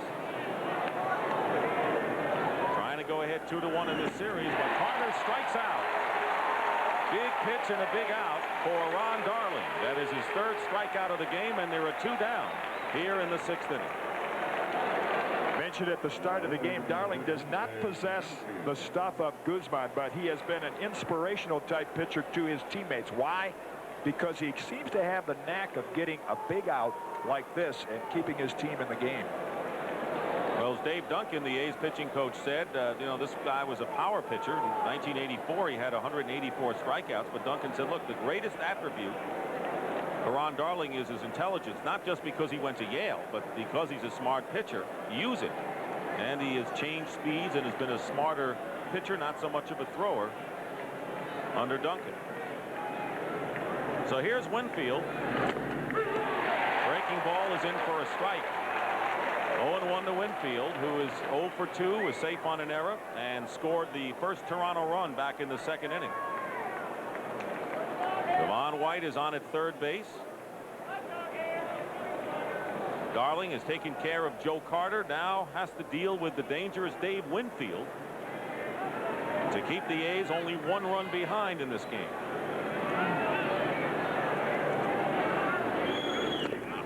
Just missed inside.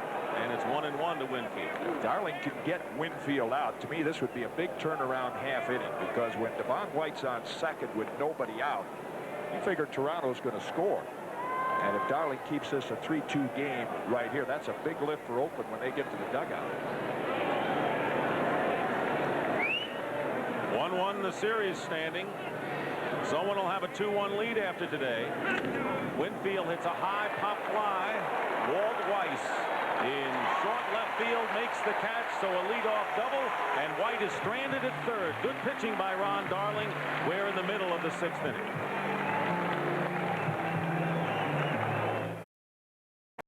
And the first word on this game, Jim Cott with me, as Harold Baines leading off in the 6th inning, taking ball 1. 1 for 2 with a single and an RBI, and he has scored a run, having a fine series. 6 for 10 for Harold Baines. Big swing and a miss. 1-1. To me, this is the ball game inning for Juan Guzman. You're looking at the heart of the Oakland order in terms of productivity. Baines, McGuire, and Steinbach. You get them out in the 6th, get the bottom of the order in the 7th, then it's Ward and Hinkle. And today it could be Ward as the possible closer. Henke closed game number 2. Could be Ward and Ward. That's the advantage that Gaston has. He has 2 guys that can close games. None like the Eck, but both very good. 2 balls and 1 strike to Harold Baines. 3-1. And you'll see Harold, just like we've seen Alomar and Maldonado, take advantage of those favorable counts. Probably say, okay, give me a nice fastball about belt high outside, and I'll drive it to left field. There's a 3-1 pitch. Foul tipped into the glove of Borders, and the count is full now to Baines. 3-2. On deck is Mark McGuire, measuring Guzman as he has measured all of the Toronto pitchers thus far in this series.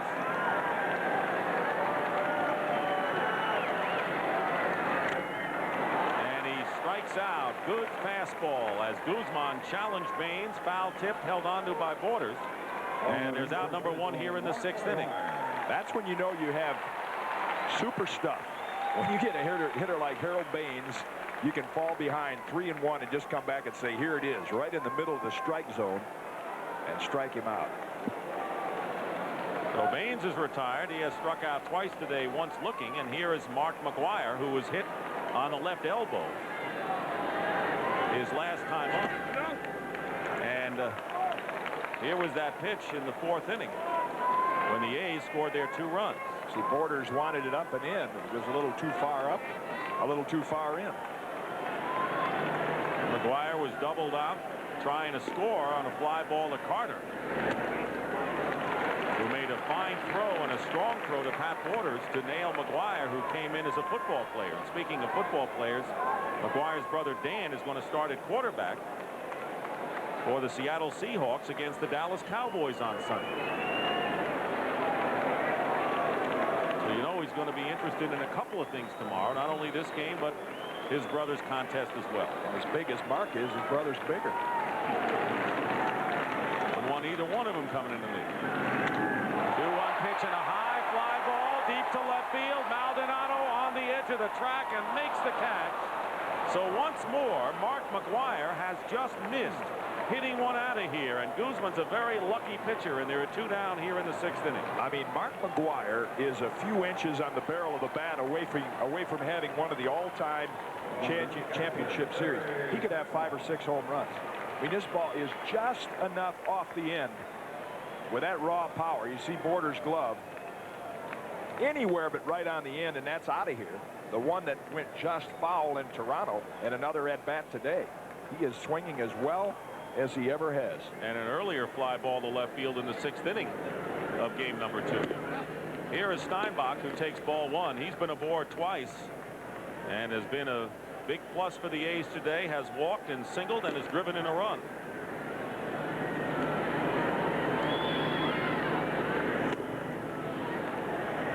One ball and 1 strike to Terry. There's Mark McGuire. Much happier player this season, and still thinking about what might have been on that offering by Guzman. 2 down, bases empty. And you mentioned Guzman facing the heart of the order, setting up the Blue Jays' late inning pitching plans. He retired the side in order last inning and is 2/3 of the way through here. There's a guy still looking for his first hit in the series, Ricky Henderson. 2 balls, 2 strikes to Steinbach after that foul at the plate.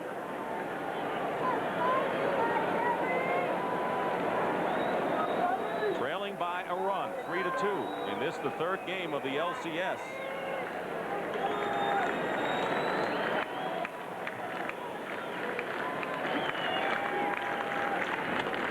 Bounding ball up the middle, and Manny Lee had it and lost it, and Steinbach is aboard for the 3rd time in the ball game. Terry Steinbach is on base with 2 outs here in the 6th inning. Again, the difference between the Sky Dome and the natural grass. See, on turf, you can play balls to the side and you'll get a true hop. But the shortstops and infielders that play on natural grass get themselves in a habit of getting in front of the ball. You don't have to do that on turf. You kind of get in some lazy habits, and it can cost you, as it did Lee right there. Infield hit for Steinbach, so he's 2 for 2 with a base on balls. Brings up Willie Wilson, who's been aboard twice, and he offered at it, bunting and missing it for strike 1. So trying to bunt his way on with 2 outs here in the 6th inning. Which you wonder, with Willie's success against Guzman, he's the guy you might want to try to drive the ball and get the extra base hit to tie the game and not leave it up to Bordick, a right-hand hitter who has not had success against Juan. Swing and tipped into Borders' glove, and Guzman is ahead of Wilson, 2 strikes. Kelly Downs is in the bullpen for the A's, and he has been throwing long enough that he would be ready if Tony La Russa calls on him. No balls and 2 strikes to Willie Wilson, as the number 6 and number 7 hitters have reached base 5 times in 5 at-bats, and a bounding ball foul off to the right.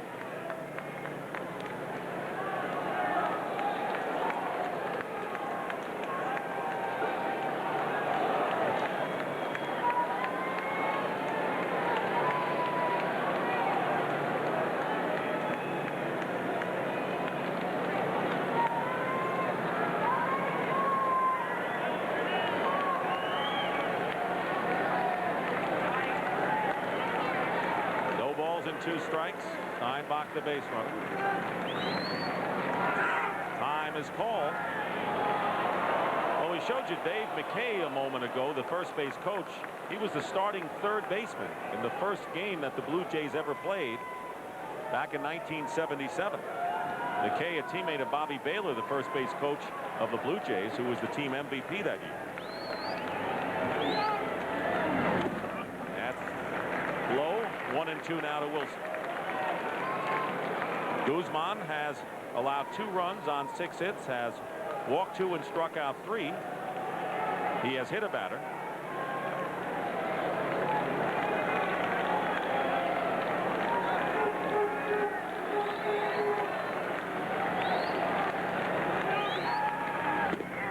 Misses with the fastball. 2-2 to Willie Wilson. Wilson, a switch hitter. In addition to being the first base coach and somewhat of a weightlifting coach, you see that little gadget in his right hand, stopwatch. His responsibility to time the move to home plate of Juan Guzman, how long it takes to get there. He has not been effective at holding runners on this season. Yeah, see, if that watch comes up about 1-4, 1-4 or 5, you can steal on him easily.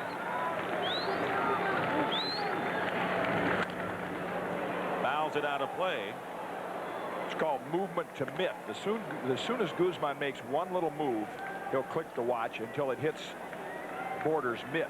And if that comes out about 1.4 seconds, you add to that a 2-second throwing time by the catcher, and good base runner can steal.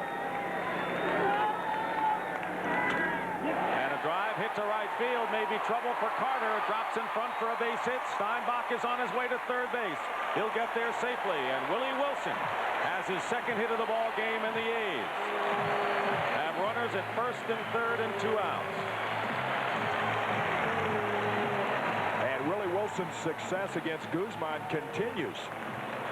Didn't get it quite far enough or close enough to the line for an extra base hit, but gets that tying run. And Tony La Russa, I think, looking at Bordick's record against Guzman right here, he has one, or rather Lance Blankenship to replace Bordick, is going to come up with a pinch hitter. Jerry Brown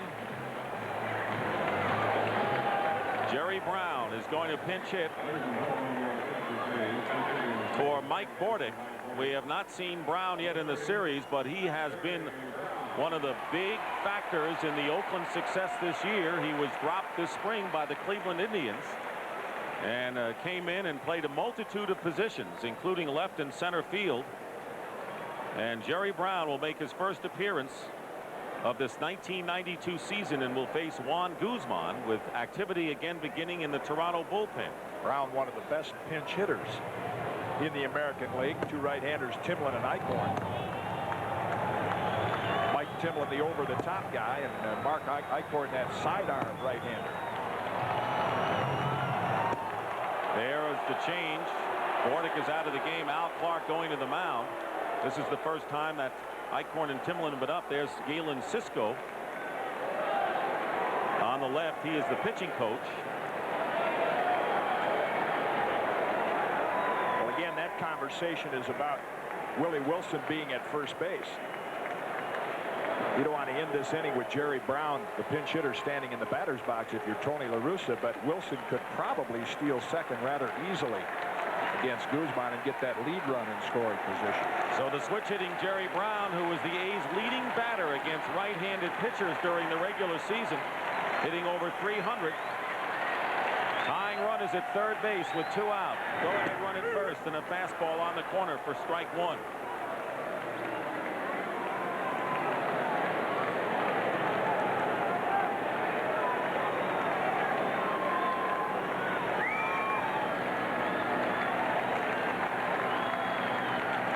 Trying to pitch out of a jam here, and it all can't happen with 2 out. Singles by Steinbach and Wilson and Brown, and there goes the runner. Willie Wilson will steal unmolested. And yet another stolen base for Willie. That's the second this game and the 6th in the series. So first base will be open, and the A's with runners at first, second, and third, and 2 out, and the count is 1-1 to Brown.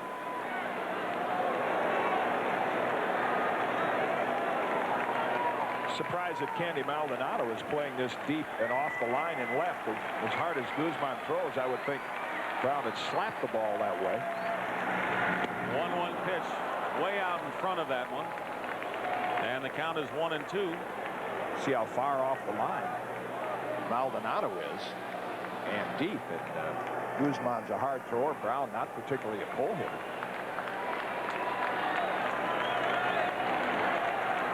Guzman is ahead of the pinch hitter, Jerry Brown. And the 1-2 delivery, and a foul off to the left.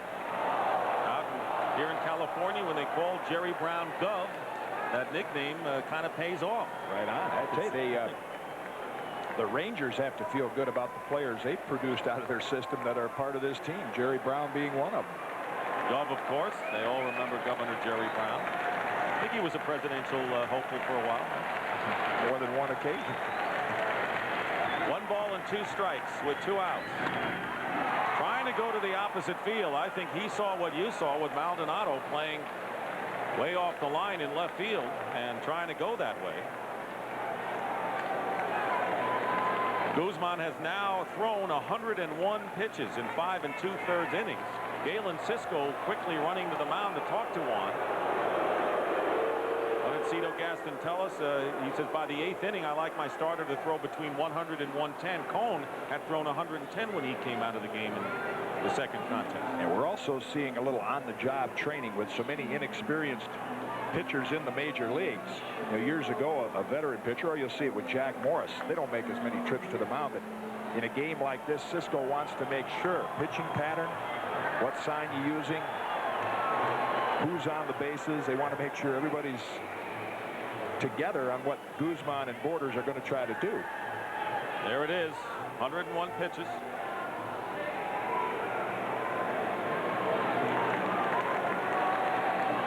Jerry Brown batting for Bordick, trying to drive home the tying run here in the bottom of inning number 6. The Blue Jays lead 3-2. Guzman's 1-2 pitch to Brown, low and away, and that evens it.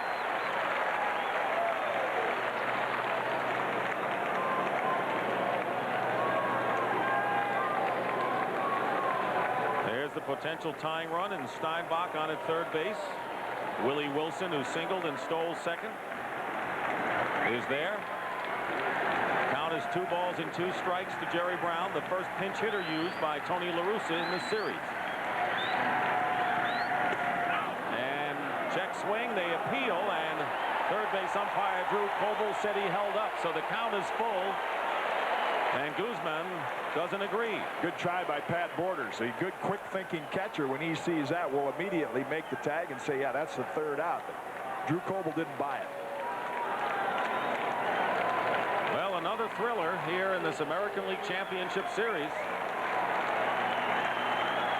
3 balls, 2 strikes, and 2 outs with first base open. Ball 4, locked in the dirt by Borders. The bases are loaded as Brown draws a walk. That's the 3rd pass issued by Guzman, and with the bases loaded and 2 out, it'll be the number 9 hitter, Walt Weiss, will try to do some damage here. Boy, and that's some kind of at bat by Jerry Brown. I know Tony La Russa would rather have him swing the bat and knock the run in, because Walt Weiss has not had success with runners on base, but at least he gets the bases loaded and puts a lot more heat on Juan Guzman. So Brown leaves the game, and Lance Blankenship will run for Jerry Brown and will go into play second base in the 7th inning. A lot of Weiss watchers are watching Walt right here, who's up with a big situation. He is 0 for 2 in the game. And a big opportunity for the A's shortstop, who has been injury-riddled the last 4 years, to at least tie the game and maybe put the A's in front.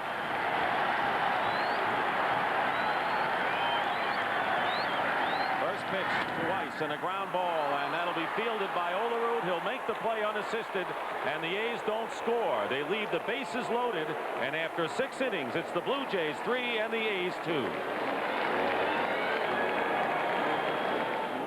In just 45 seconds. NFL Today, special guest Bo Jackson talks about what Bo knows.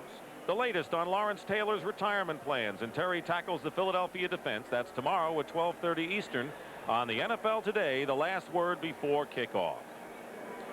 New pitcher is Kelly Downs, who was signed by the A's at the end of June after being released by the San Francisco Giants. He just had to come over the Bay Bridge to get here and placed in the rotation. He made 13 consecutive starts and then moved to the bullpen and has been a big part of the Oakland pitching down the stretch.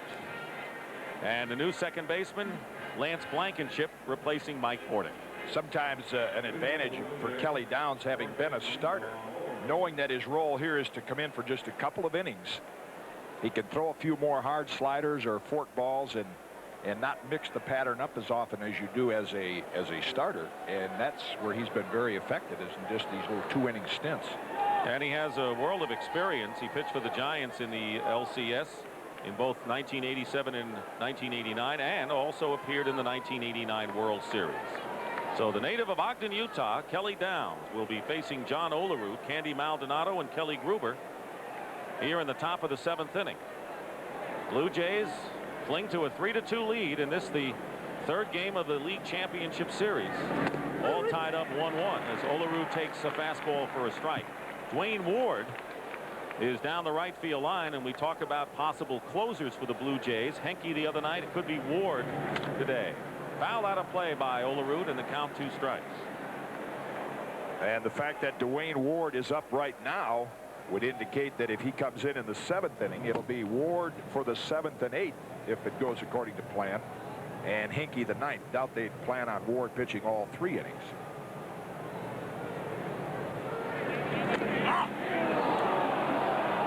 Tight.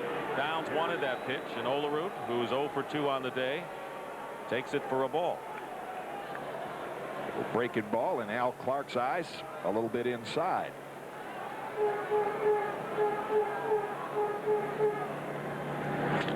Ground ball, and Blankenship just in the game bobbles it, and safe at first base as Olerud, and that may go as an error charged to Blankenship, and it is. That's the second error by the Oakland infield this afternoon, and both to the leadoff hitter. Soft hands are the key for a good infielder, and you could see Blankenship just in the game, probably a little bit tense, and watch his forearms almost rigid right there when he goes after that pitch.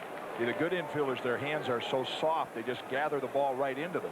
Interesting how at the outset you talked about how this natural grass infield might be troublesome for the Blue Jays used to natural turf, and it looks like the A's have been playing on artificial turf all year. Yeah, they've had some problems today. Here's Maldonado. What a day he's had. He's given Oakland pitchers problems with a single and a home run and 2 runs batted in. He has knocked in 2 of the 3 Toronto runs. Sure ought to be familiar with Kelly Downs. Probably hit off him several times in spring training when they were with the Giants together.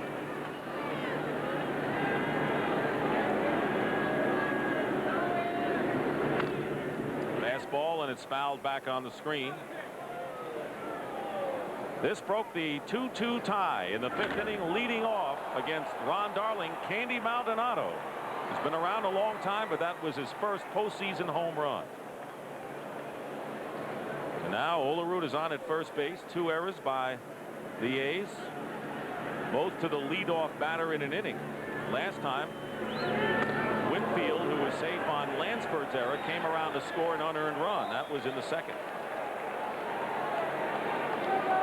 Breaking ball came out a little too early. You could see the spin on that fork ball tumbling straight over the top, kind of a 12 o'clock to 6 o'clock tumble. Came out a little bit early from Kelly Downs' hand.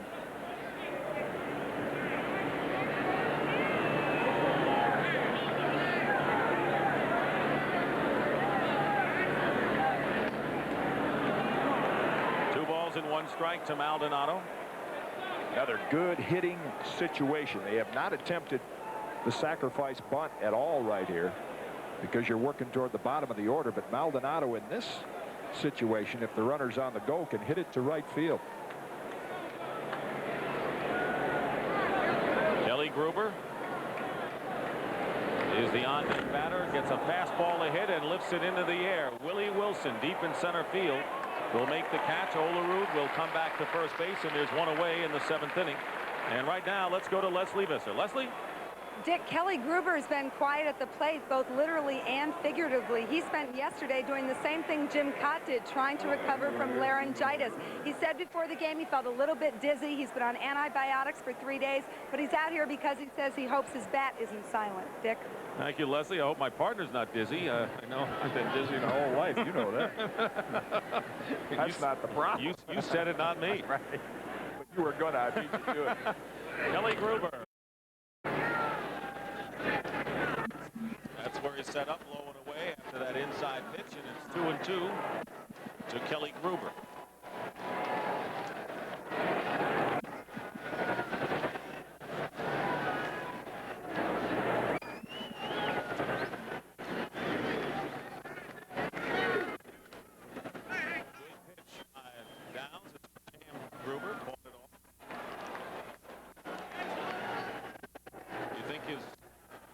Today sounds as good as yours does. Better. Plus he swings better.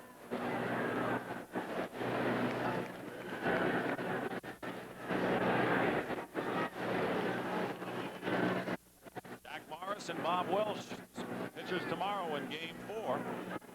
Morris, making his second start of the series, was the loser in Game 1. Goes after a pitch, slider away, and Ruben Sierra camps under it for out number 2. So there are 2 down here in the Blue Jays' 7th inning. Toronto leading 3-2. Team split at Skydome. Darling and Guzman, 2 much heralded pitchers, starters today. Darling has given way to Downs, and Guzman's still there, but Dwayne Ward is come in the bottom of the 7th inning. There's a fastball for a strike.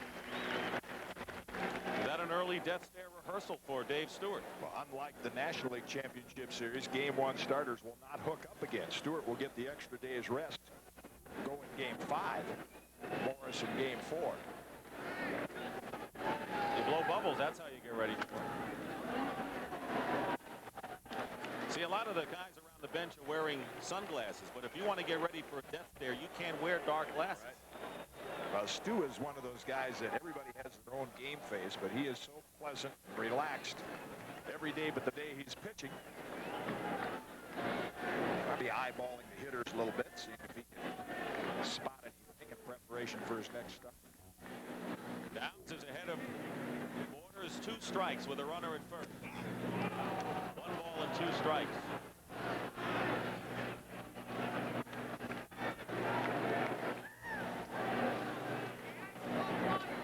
Oakland pitchers have been on their heels today, with the Blue Jays getting the leadoff man aboard in 6 of the first 7 innings. There's a breaking ball, line to right field for a base hit. And stopping at second is Olerud, and Pat Borders has his first hit of the game. And the Jays with runners at first and second with 2 down here in the 7th. Well, he has really improved as a hitter. For a good deal of the time a few years ago, the Blue Jays platooned Pat Borders at the catching position with the left-hand hitting Greg Myers. Since Myers has been traded away and Borders is the regular, he's not only improved behind the plate but also as a hitter. Here is Manny Lee, who has bounced out twice. 2 runners on for the Blue Jays with 2 out and a foul back. Toronto is getting contributions from the entire batting order, at least through the first 7 innings of the 3rd game of the series, something, as we said, they didn't get last year. Contributions: Olerud in game number 1, Maldonado today, Kelly Gruber in game 2 with his big home run, Borders hit a homer in game 1, and Lee as well has a base hit in the series. Trying to get one here to give the Jays an insurance run, and it's passed. Mark McGwire down the right field line. Olerud will score, and they're going to wave in Borders. He'll come in, and Manny Lee on at 3rd.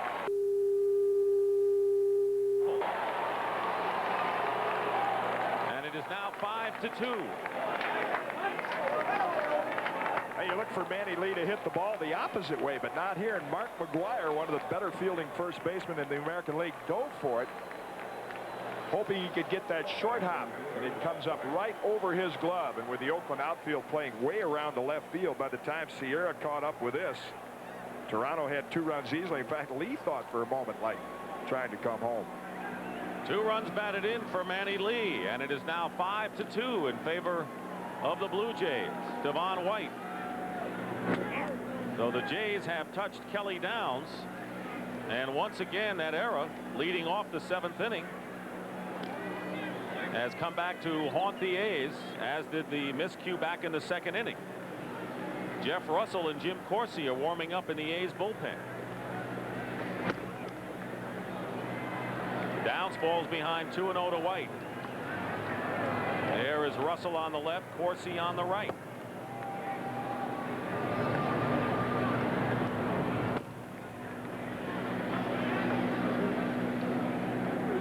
Lansford in a few steps at third base, and a fly ball hit to right field. Sierra going way back. This is hit deep, and Sierra makes the catch. A long drive by White, but 2 more runs come in for the Toronto Blue Jays, and in the middle of the 7th they are up 5-2.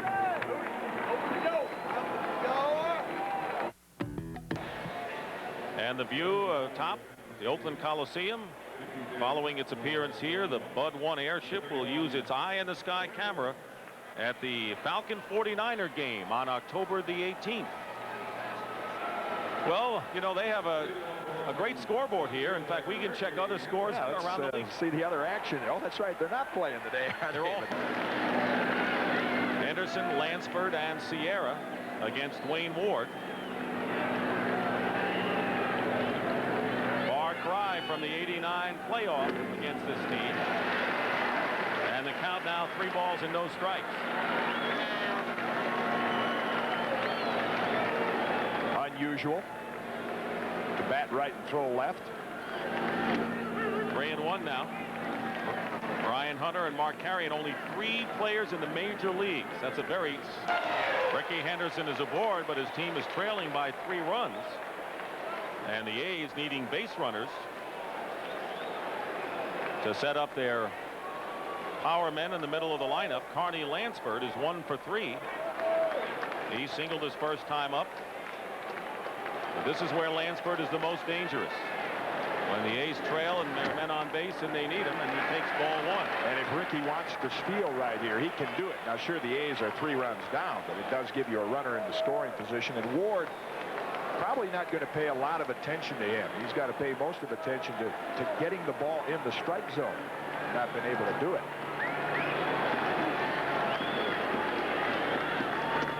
2 balls and no strikes, and Ward is struggling, trying to find his rhythm. 2 balls and no strikes to Lansford, and Ruben Sierra coming up next. The A's trailing 5-2. They have rallied to win 14 games this year when they've been trailing after 6 innings, and that's the most in the major leagues. So we'll see if that reputation holds up. Here's the 2-0 pitch. There's a strike. Knee high on the outside corner. The A's in those come from behind wins did it a great deal of the time with the long ball. What they're going to look at here is one of the toughest pitchers in the American League to hit the ball out against.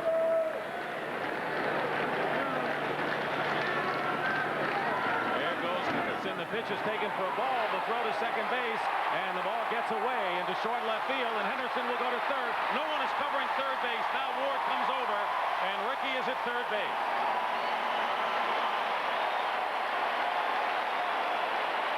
It'll go as a stolen base for Ricky Henderson.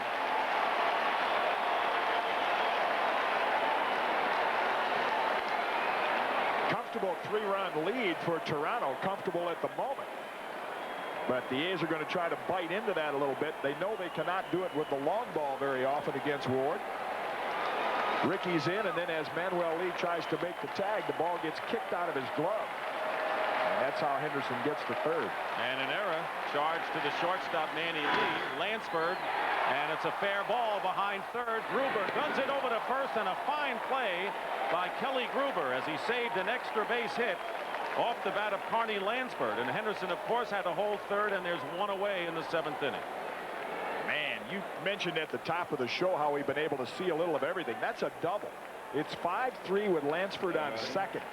Except Gruber, again, he made a play like this the other night. Dives across the line and makes a strong throw. And considering the situation, that is the defensive play of the game and one of the top plays of the series. One out and the runner at third base, and with a 3-run lead, and Lansford is upset. He saw 2 bases. Infield moving back. They'll concede the run. Sierra, the batter, takes a strike. Sierra is 1 for 3 with a double and a run scored. And that was a little grip loosener for Dwayne Ward. You squeeze that ball a little bit, and if that ball got by Gruber. But it didn't, and now he kind of relaxes a little more and probably get more movement on the pitch. And a bounding ball foul. Interesting, when the ball was kicked out of Lee's glove, brought back memories a long time ago when Eddie Stanky kicked the ball out of the glove of Phil Rizzuto in the 1951 World Series between the Giants and the Yankees. And anytime anyone brought that up to Rizzuto years later, he would just walk away. He was sick of hearing about that. 0-2 the count to Sierra. Trying to stay alive at the plate defensively, as you can see there. Yeah, that play keeps the tying run from coming to the plate also, and the A's are getting right under the guys that if Ward would hang one, can hit it out of the ballpark. On deck is Harold Baines. Henderson with the lead off third with 1 out. Here's the 0-2 pitch. It's a ball.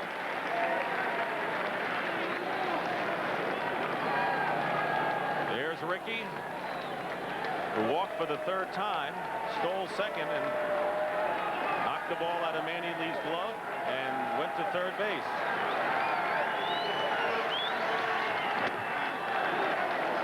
Two and two now to Sierra.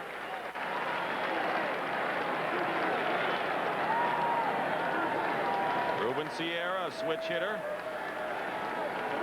who has been a lot more effective as a right-handed batter, hasn't had a chance to hit from the right side yet in this series. Here's the 2-2.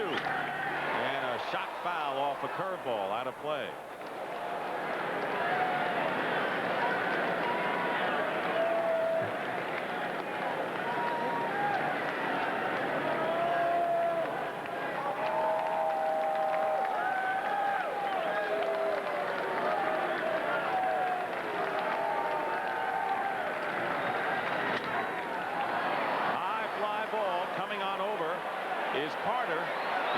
Territory, makes the catch. Henderson will tag up and he'll score, and it is now a 5-3 ball game. Sacrifice fly for Ruben Sierra and a run batted in. So now the A's trail by 2 runs, but the bases are empty with 2 outs. Here's the high sky factor. You see Joe Carter doesn't even have time to look at the railing. He said with this high sky, you can't take your eye off the ball. You just try to track it, catch the ball. If you're able to turn and throw somebody out, that's a bonus. 2 down, and here's Harold Baines, who was 1 for 3 with a single and has knocked in one of the A's runs today. First pitch fouled off for a strike. Baines has had good success against Dwayne Ward. He's hitting .357 lifetime against Wayne, 5 for 14. And I'm sure Ward is aware of that. And a line drive, base hit to right field. So Baines is aboard with 2 out. And the tying run will come to the plate in none other than Mark McGwire. And here's the hand for McGwire.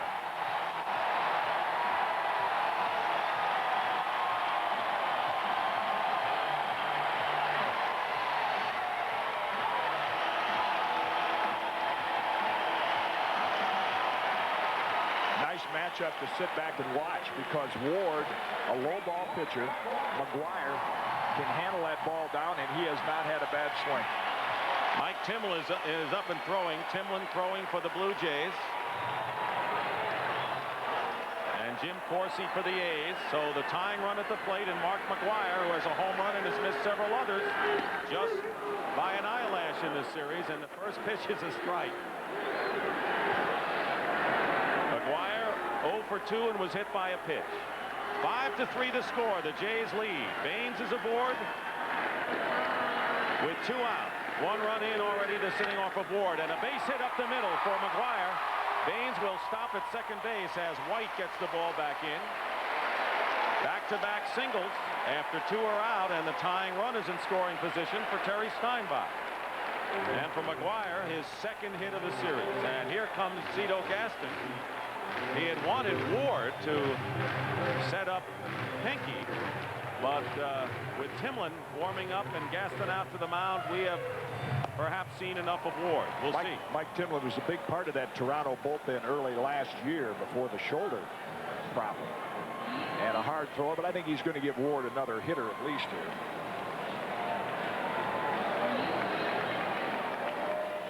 Terry Steinbach. And Steinbach, who faced Ward in the '89 League Championship Series, is hitting .333 against Dwayne Ward. 7 for 21, including a home run. Steinbach perfect on the afternoon with 2 singles, a walk, and an RBI. 2 on and 2 out. 5-3 in favor of the Jays. The tying runners are on base.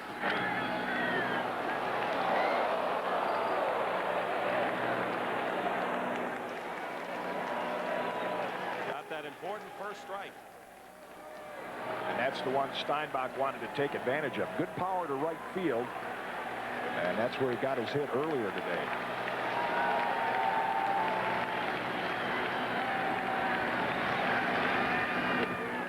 One ball and 1 strike. The A's have out-hit the Blue Jays 9-6 today. It has not been a flawless game, to say the least, in the field, with 3 errors, 2 committed by the A's, and 3 unearned runs crossing the plate for the Blue Jays. A weak swing, and Borders thought it was strike 3. He was starting to head for the dugout. It's been a long inning. Yeah, sorry, he said, and Al Clark gives him a pat on the back saying, that's all right.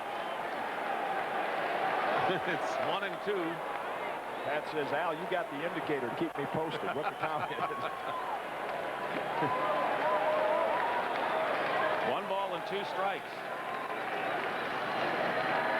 Baines is second, McGuire at first. Dwayne Ward trying to shut down the A's here in the 7th and protect the 2-run lead. Foul ball.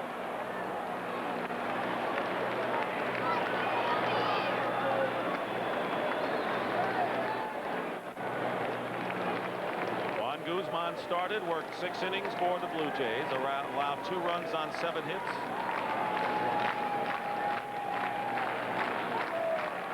Tony La Russa trying to see if his club can stage a rally here in the bottom of the 7th. And there's a ball hit out to left field, and it'll drop in front of Maldonado. Rounding third coming in is Baines. And now it's a 1-run ball game, 5-4. Holding at second is McGuire, and Steinbach, having a terrific day, has knocked in his 2nd run of the game.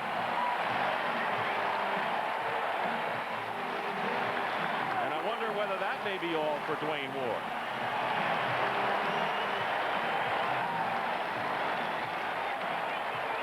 So far, no movement by the Blue Jays dugout. Well, it's been Lansford or Steinbach at so many times this year getting big 2-out hits. Candy Maldonado right there cannot afford to try to catch that ball, make a miracle catch, and have it get away from him. He's got to keep it in front of him. Baines scoring, and it's 5-4. Tying run is at second, and Willie Wilson fouls off the first pitch, strike 1. Looks like the A's are going after Ward's first pitch almost every batter here in the 7th Well, inning. I think they know he's struggling a little with his control. It's up a little bit. The best pitch to hit might be that first one, then they get that hard slider. That's McGuire at second, the potential tying run, and Steinbach the go-ahead run on at first base. Fastball right down the middle, and Ward is ahead of Wilson 0-2. Wilson has been on base 3 times today with a couple of singles and a walk and 2 stolen bases. Like Baines, another quiet man, Wilson has had a fine series. The A's are looking for a game-tying base hit here. On deck is Lance Blankenship. But Wilson strikes out to retire the side. But the A's come up with 2 runs. And Oakland now has left 9 men on base in 7 innings. It's a 5-4 game. The Blue Jays in front. Errors by Lansford and Blankenship have cost the A's. And of course, those two have also played outstanding baseball in other areas. First pitch 1-0 to Winfield. Mike Timlin and Tom Henke in the Toronto bullpen. Jeff Russell, former Texas Ranger, 4th pitcher of the day for the A's, and Winfield fouls this out of play, and it evens the count at 1-1. You know, in postseason play, we have a little of everything. We got fork balls, knuckle balls, and spiked curveballs, or a knuckle curve. See what Jeff Russell does with his index finger? He spikes it up on that seam. That helps him get a little better spin on that breaking ball. That's what he got Joe Carter out with. Russell recovered from elbow problems that bothered him toward the end of the year. 2 balls and a strike to Dave Winfield.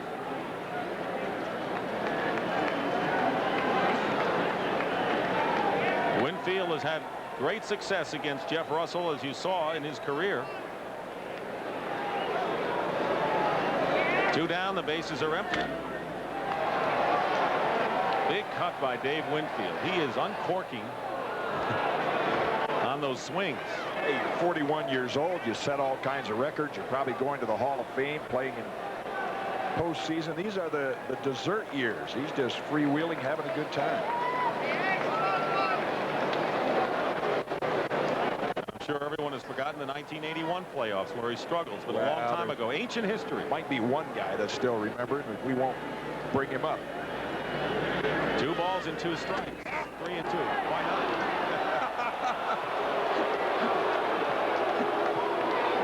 Because these are the enjoyable times of baseball. Okay. We won't mention any owner.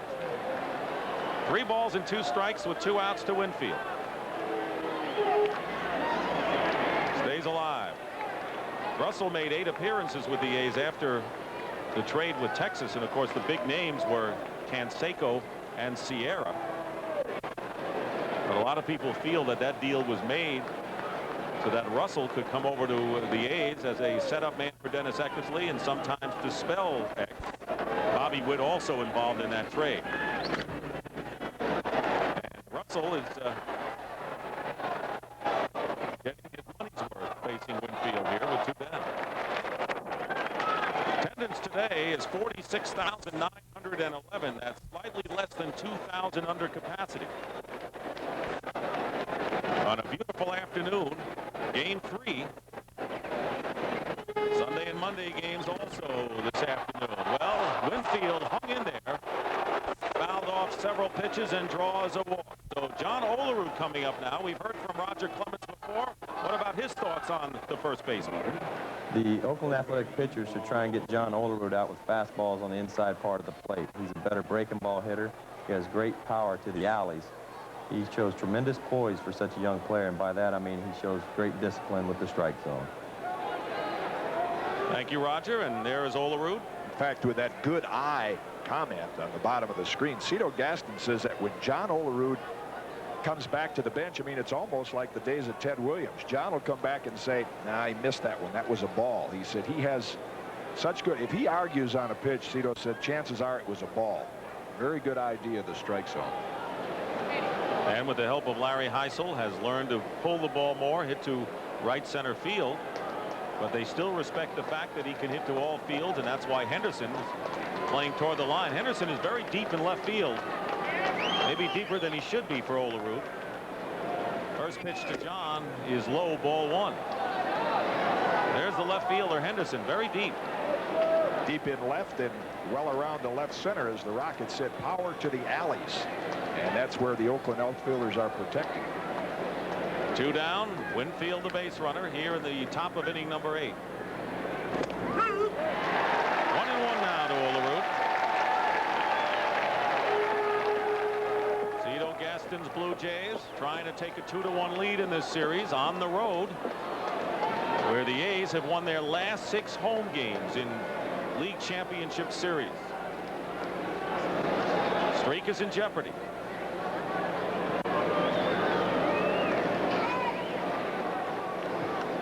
Olerud led off last inning by reaching on an error, as 2 unearned runs scored for the Blue Jays, and those are big runs now. There's a line drive, base hit to right field. Winfield round second, headed for third. Sierra gets the ball back to the infield, and John Olerud has singled his first hit of the ball game, and with 2 out, the Jays have runners at first and third. Well, the first 2 games, it was the pitchers that got all the attention, were doing the job. The hitters said, we want a little of the action, and they're doing it against good relief pitching right here. Jeff Russell. There's that ball out over the plate that Olerud can handle so well, and a nice play by Sierra. He bobbles that ball. Winfield scores. 7 hits for the Blue Jays today, and here is Candy Maldonado, who has singled and homered and has knocked in 2 runs after coming into the game hitless in the series, and the only Blue Jay starter to go hitless. He's turned that around, and the ball gets away from Steinbach, and Winfield is going to score an insurance run for the Blue Jays, and it is now 6-4 in favor of Toronto. So this has been a game, the hitters you talked about, but we've had enough miscues to fill out an entire series. And this one gets away from Steinbach. Yeah, that's rather surprising to see that happen to Terry Steinbach. I don't know whether it's because he has not caught Jeff Russell a great deal in the movement on the pitch. I mean, that ball is above the ground, just outside the strike zone, and Terry just barely got leather on it. And they call it a wild pitch, charged to Jeff Russell. That's the 3rd wild pitch by A's pitchers today. Ron Darling threw 2 of them. On at second base is Olerud.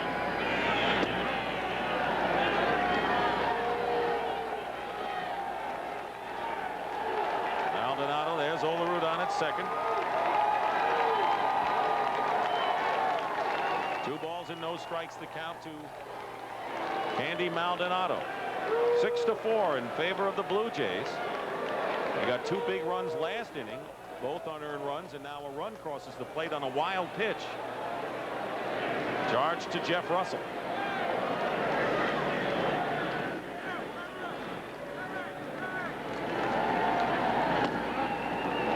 So Russell got called in by Tony La Russa after Jim Corsi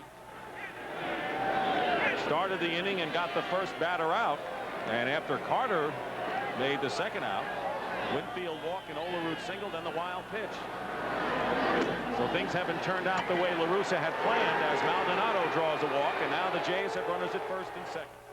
Yeah, the key pitch was the Winfield had a very good at-bat, fouling off some tough pitches, and the key one was that close 3-2 pitch. Russell thought he had strike 3. I think that upset him a little bit, and he still appears a little bit upset with the strike zone. Now Kelly Gruber, who has hit .429 against Jeff Russell with 2 home runs. So Gruber has had great success against Russell. First pitch is ball 1 outside, and the A's will start their bullpen again, and right-hander Jeff Parrott begins to throw.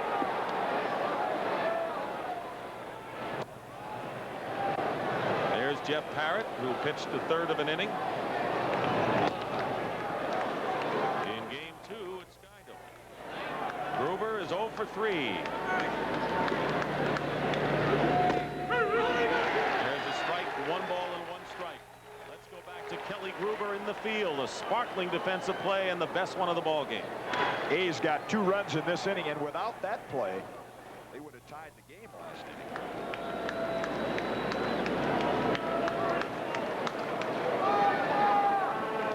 On and 2 out, and a ground ball hit sharply to Blankenship. He bobbles it. The throw to first base, not in time, and the bases are loaded. So Lance Blankenship will be charged with his 2nd error of the ball game and the 3rd error by the Oakland A's. And Tony La Russa has to be wondering about his normal fairly fundamental sound ball club. Now, we talked about coming from east to west, the long flight, the 12 o'clock start. We said you fight that with players, but it's mostly mental. But this has been a sloppy game from an Oakland standpoint. I mean, right there, perfect position. He must have taken his eye off it for an instant. 3 errors, 3 unearned runs, 3 wild pitches, the story. Gruber pops it up. Borders pops it up, and McGuire makes the catch to retire the side. But a big insurance run on a wild pitch gives the Blue Jays a 6-4 lead. League Championship Series along with Jim Cott. This is Dick Stockton. And a game that is unlike the first 2 games of the series. The starting pitchers have not held center stage. And the Oakland A's have had several miscues today, not only in the field, but by their pitchers. And Mike Timlin will come on as the 3rd pitcher of the game for the Blue Jays as the Jays lead at 6-4. Timlin will be facing Blankenship, Walt Weiss, the 8-9 hitters, and then the top of the order, Ricky Henderson.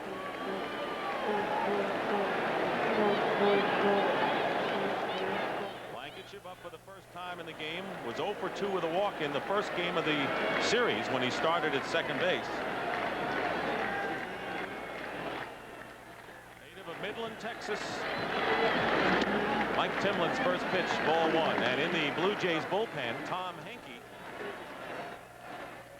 who saved game number 2, and Jimmy Key, the left-hander, who was a starter all season for the Jays, working.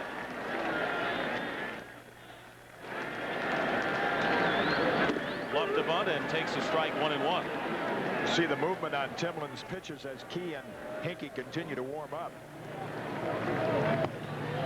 Timlin, a big member of the bullpen along with Henke and Ward before the arm injury, but still throws hard.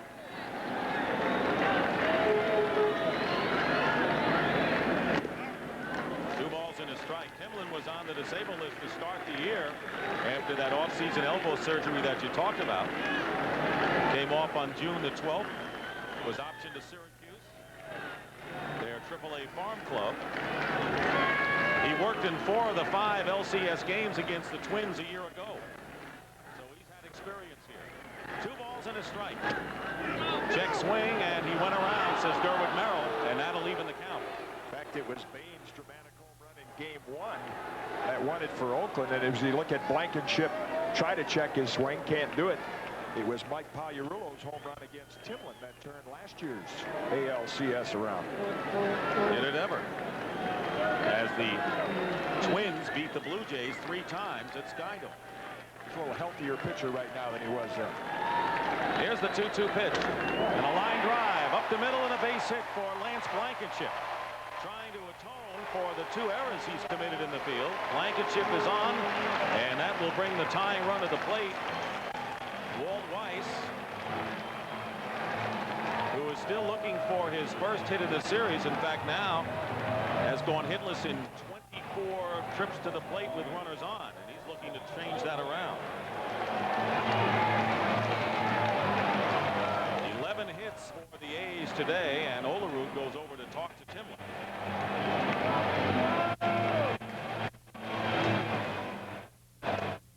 Blankenship leads off with a single, and right there, little decoy. Blankenship's not going to fall for that. Devon White thought he might talk him into making him think he missed the ball. He has good speed. That's why Olerud trotted to the mound. Keep an eye on it.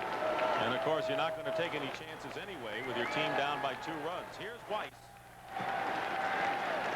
Gruber in a couple of steps at third base. Bluffed the bunt, takes the fastball. Strike 1 to Weiss.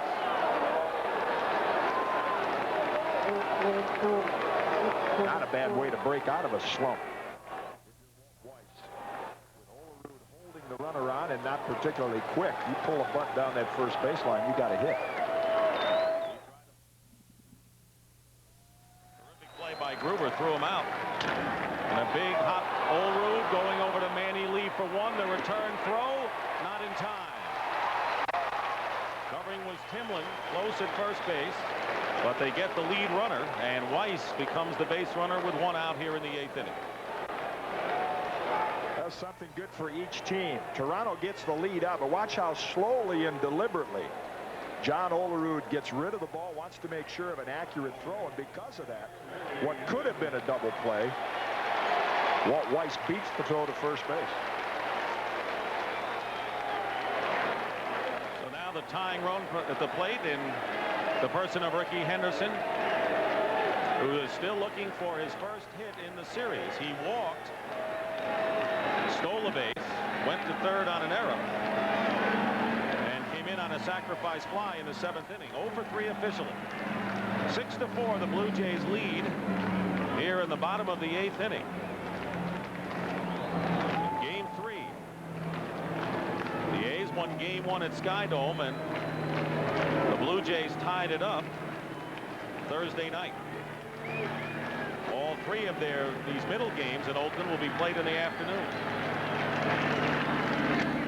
All 1 inside. Henderson has seen that pitch before.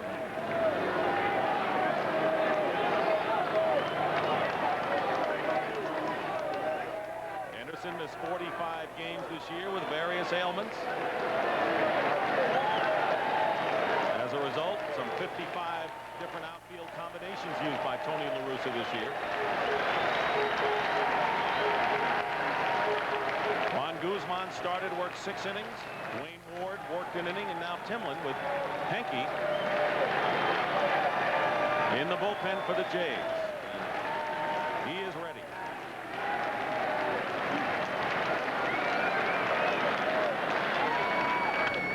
And a looper in the right field, charging is Carter. It'll fall in front for a base hit. Stopping at second is Weiss. So the A's are threatening again in the 8th inning, and that is the first base hit by Ricky Henderson in this league championship series. And Cito Gaston will come to the mound. He's got Henke ready to go and has already signaled for his ace closer. Hitter's going to ruin the reputation of these good bullpens that we thought would come in here and just shut things down in the late innings. So the tying runs again are on base for the A's, and Tom Henke will try to put out the fire. Tonight at 8:30 on CBS, the Pittsburgh Pirates will try to even their National League Championship Series with the Braves at 2 games apiece. John Smoltz, who bested Doug Drabek, will be the starting pitcher. Sean McDonough and Tim McCarver will be at the microphone. And Tom Henke will be on the rubber. Tom Henke with fastball and forkball. Like to save him to the 9th inning if you're Cito Gaston. Can't do it today. And he'll be facing Carney Lansford, who has had little success, hitless in his last 8 bats against Henke. There are the runners. Weiss is at second base and Henderson at first. 6-4 the score. The Blue Jays are leading the A's. The A's have never led in this game. And swinging at the first pitch and lifting a fly ball to left field, Maldonado with a long run in is under it. And he's got it for the second out. So Lansford went after the first offering by Henke. And there are 2 down to Ruben Sierra. Boy, that was a just miss. Carney Lansford knew he had a pitch to hit, and he just got under it. Gets a nice fastball. Watch him flip that bat away. He knew that he just got under it. In this matchup right now, this guy will get under it a long ways if he gets that same pitch. And Sierra has done it in the past against Henke. Ruben Sierra, who's hitting .417, including a home run against Tom Henke in his career, has knocked in a run with a sacrifice fly and a double today. So Weiss the runner at second, Henderson at first. 6-4 Blue Jays in the bottom of the 8th inning. Fastball, strike 1 to Ruben. We talked about the slider speed bat of Sierra, and Henke does not throw quite as hard as a few years ago. So I think this is a more favorable matchup for Sierra than he's had in most of his at-bats.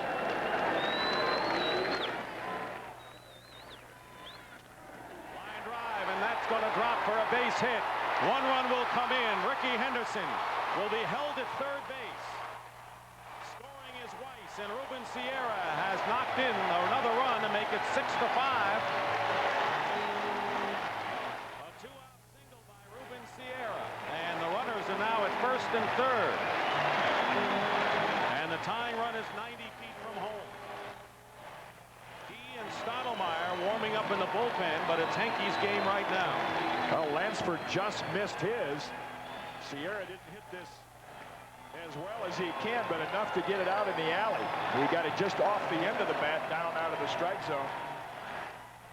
And thoughts going through Cito Gaston's mind right now. He's had Jimmy Key warming up, the left-hander, specifically to come at Harold Baines, but he doesn't want to take his ace closer out. So here is Baines, who is hitless. Was hitless in his last 9 at-bats before he got a base hit against Henke in Thursday night's game. Tying run is at third. Go ahead run at first, and a fastball, and right on it was Harold Baines as he fouls it off for strike one. All 3 A's hitters that have come up against Henke have been right on the pitch. That was one of those fouls straight back. Harold Baines, I'd like to have the same one back. 6-5. 2 outs. Henderson at third. Sierra the runner at first. Swing and a miss. And Henke is ahead of Baines 0-2. Now a little more of the pressure shifts to Pat Borders. 0-2, you want to call that fork ball in the dirt. But you better be prepared to block it if you do, or they go with a high fastball. Baines has 2 hits and an RBI, has scored 2 runs. Forkball could be a risky pitch to Baines. And a bounding ball. Alomar will make the play to first base. And that'll do it for the A's in the 8th inning, but they get 1 run. And it is now 6-5 as we go to the top of the ninth. Day in Northern California, and these fine pictures from above by the Bud 1 airship. There it is. 1,000 feet above the Oakland Coliseum. Manny Lee leading off in the top of the 9th inning against Jeff Russell. Takes ball 1. Lee with a big triple his last time up. Past McGuire down the right field line. And a big swing and a miss for a strike.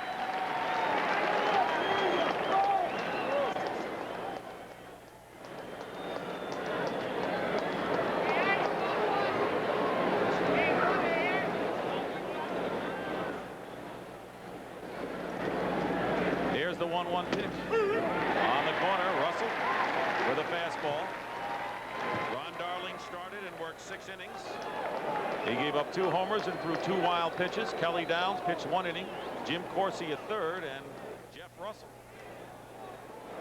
who had his troubles after he relieved Corsi last inning. Fouls off the fastball. Gave up a single to John Olerud after a walk to Winfield, and a wild pitch brought Winfield in, and right now that run is the difference in the game. Hitters have had a lot of good swings today, and hitters will tell you they prefer playing at night. Most of them, they see the ball better, but they sure haven't had any problems today. Here's the 1-2 pitch up high. A lot of ways, it's amazing that the A's are in this ball game, considering how shoddy they have been in the field, and with all the wild pitches and the problems that they've had, this has not been a sharp game for them. And the pitchers they were facing. I mean, I'm sure if you told Tony La Russa you're going to face Juan Guzman, and then later you'll see Ward and Henke, but you'll have 6 runs or 5 runs on the board, he'd say, I'll take my chances. And he's down a run. 2 balls and 2 strikes to lead. 3-2. Looking ahead to the bottom of the 9th inning, the A's will send up Mark McGuire, Terry Steinbach, and Willie Wilson. Those are the scheduled hitters in the 9th inning, and Steinbach has been a big weapon today for the A's. Here's the 3-2 pitch to lead, and he walks it. Every time the A's have come close, the Blue Jays have moved ahead with some insurance runs. Let's take a look at the line score. Look at the 7th and 8th innings when Toronto has been matched by the Oakland A's, but they're running out of time right now, and that's our score, 6-5, and Tony La Russa is now walking slowly out to the mound. Honeycutt. So that'll be all for Russell. Honeycutt will enter, and we'll return to the Coliseum in just a moment.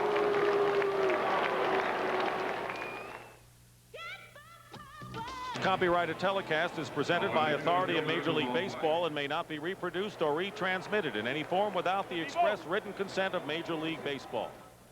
Rick Honeycutt is aboard for the Oakland A's, and first left-hander we've seen in this series.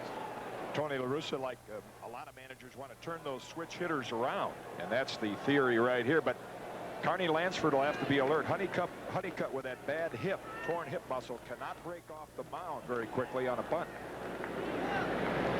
Squaring a bunt and showing bunt as Honeycutt bluffs Lee back to first base was Devon White. And the Blue Jays are looking to get the man over into scoring position for what would be their umpteenth insurance run in this game. It's 6-5, Toronto leading, batting in the 9th inning. Insurance rates are going up. You read the front pages too. Bunt is foul at the plate for strike one. Honeycutt started his big league career back in 1977 with the Seattle Mariners.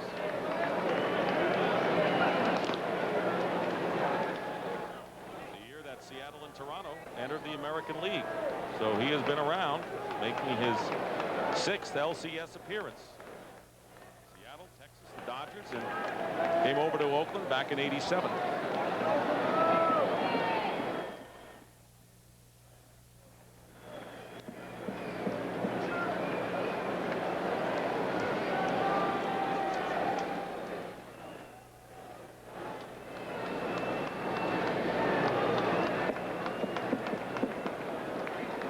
Don't expect to see many left-handers in this series. Bunt is fouled again, so White doesn't do the job in the sacrifice department, and the count is no balls and 2 strikes. Very puzzling to big league managers and coaches like Rich Hacker as he flashes the sign. Big league ball players, in what you would think would be one of the simplest things to do, just drop down a bunt, becomes very, very difficult, especially a player like Devon White, who has such great speed. Learning how to bunt would be a big asset. The A's are trailing 6-5. But if they can hold off the Blue Jays here and rally and win the game or send the game into extra innings and tie it, you may see the master come in from the bullpen because Dennis Eckersley is warming up. 1 ball and 2 strikes. The count to Devon White. And Eckersley, who got the save in the A's opening game win of this series. Yeah, you could see him in this game even with the A's down, because with the last at bat being at home, you'll bring your closer into games like this, not on the road. 1-2 to White, who has doubled and walked twice. Pops this one up. Walt Weiss looking up in that sun and very nearly lost it. Makes the catch for the first out here in the top of the 9th inning. Well, tomorrow we'll be with you at 4 o'clock Eastern time. We're going to see Jack Morris make his 2nd start. He was the losing pitcher in the first game of the series, and Bob Welsh, a veteran of postseason play, got to go way back. Welsh, who was 11-7 this year and had his problems on the disabled list, will be the starter for the A's. A couple of the leading winners career-wise in the major league, both with a lot of experience in postseason play. Honeycutt has had a lot of experience in playoff history. Here's Roberto Alomar, big home run leading off the 4th inning. Luffed a bunt and takes a ball 1-0. 1 for 4 today for Alomar. Checking and giving a long look down to third base coach Rich Hacker. Good hit and run situation. Ball 1 count. Alomar can handle the bat. Honeycutt doesn't want to go to 2-0. Goes to the opposite field, and Ruben Sierra makes the catch on the line drive, playing in perfect position. Well, I haven't heard Roger Clemens give his scouting report on Joe Carter. We don't want him to get away with that. So here it is. Joe Carter, he stands right on top of the plate. He likes the low fastball and slider so he can pull the ball. He looks to pull the ball quite often. With 2 strikes, he gets a little defensive. I think the best way to pitch him is fastballs about belt high, middle end.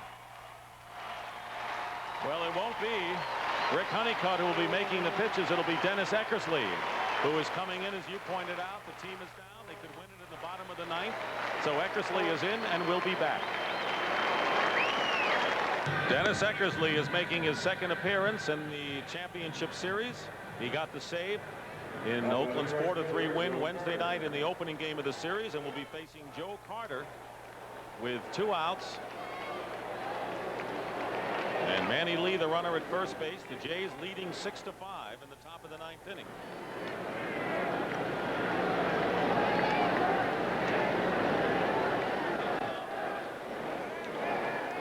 Carter now 1 for 11 in this championship series.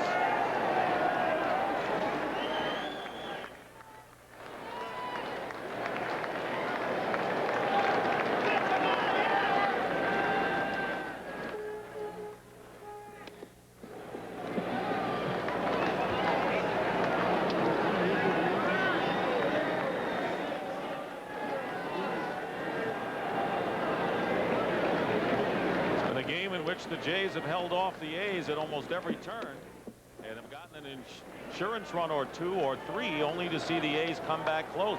Blue Jays led 1-0 in the 2nd. They made it 2-0. The A's tied it up quickly. The Blue Jays took a 3-2 lead, and then each team scored 2 runs in the 7th and 1 in the 8th. And there's a line drive. That's going to be a base hit to center field. Wilson will retrieve it, and Manny Lee will sail into third base. So Carter stings Dennis Eckersley with a single. Only his 2nd hit of the series, and the Blue Jays have runners at 1st and 3rd with 2 outs. Now, when we talked to Joe Carter before the start of this series and the prospects of facing Dennis Eckersley, like a lot of hitters, he said you better be ready for that first pitch. If you don't get that one, then you don't get a good strike to hit, and he jumped up first. Dave Winfield scored 2 big runs today.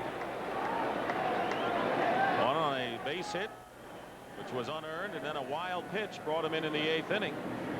And right now, that run scored by Winfield in the 8th inning is the difference in the 6-5 ball game.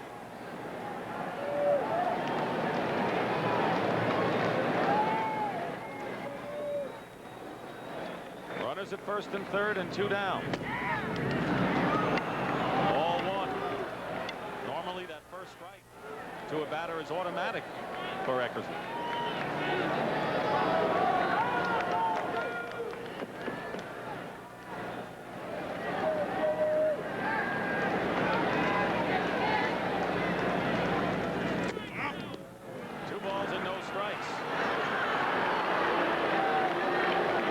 Jumping on this one, Dave Winfield. Figuring he'll get a fastball, hoping it's belt high. Eckersley looking to bring a halt to the Jays. There goes the runner to second base, and Joe Carter is in with a stolen base. It was there for the taking, and he took it. And now the Jays have runners at 2nd and 3rd. And a rare 3-ball count by Dennis Eckersley. No intent to cover second base. They don't want to give up the easy ground ball single through the infield. There's a strike. 3-1. If Winfield were to get on, the next batter is John Olerud, who has had a measure of success against Eckersley. Coming into the series, 3 for 7 with a double. Big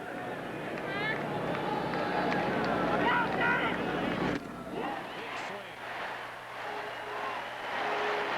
on the breaking ball, and it's 3-2 now to Dave Winfield. You can see Eckersley sight in his target with that one-eyed look, and here comes the slider. You can see the rotation on just taking it off Dave Winfield's back.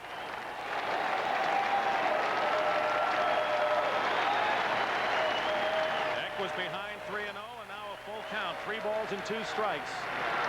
Runners are at 2nd and 3rd. 6-5 the score. Rough day for the A's. 3 of Toronto's runs have been unearned. There have been 3 wild pitches. And a shot right back off from Eckersley. Slips, throws to first, off the mark, safe, and a run scores. Manny Lee scores, and it is now 7-5. And now they're checking to see that Eckersley's all right, as Winfield hit a brutal shot right back to the mound. He slipped trying to get off it and couldn't make the throw on target, and is now 7-5. Every pitcher's fear when facing Dave Winfield. He gets those arms extended, and look how quickly it gets there. Fortunately for Eckersley, you see where it hit him in the heel of the glove. And the turf here, we've talked about the beautiful field in Oakland, but the turf is a little soft, and Eckersley lost his footing, and that's all it took to give the Blue Jays an extra run. It is now 7-5. So Eckersley has come in and given up 2 hits, and here's Olerud, who's had no big problem against Eck in the past. It's a base hit. Winfield is credited with a single and a run batted in.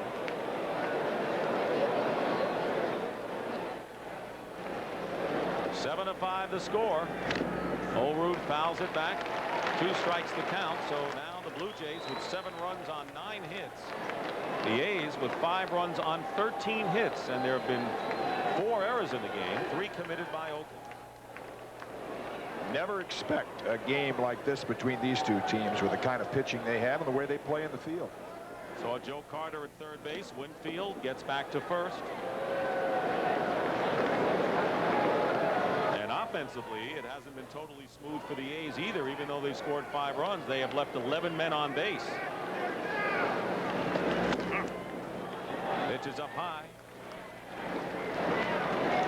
1 ball and 2 strikes to John Olerud, who singled his last time up.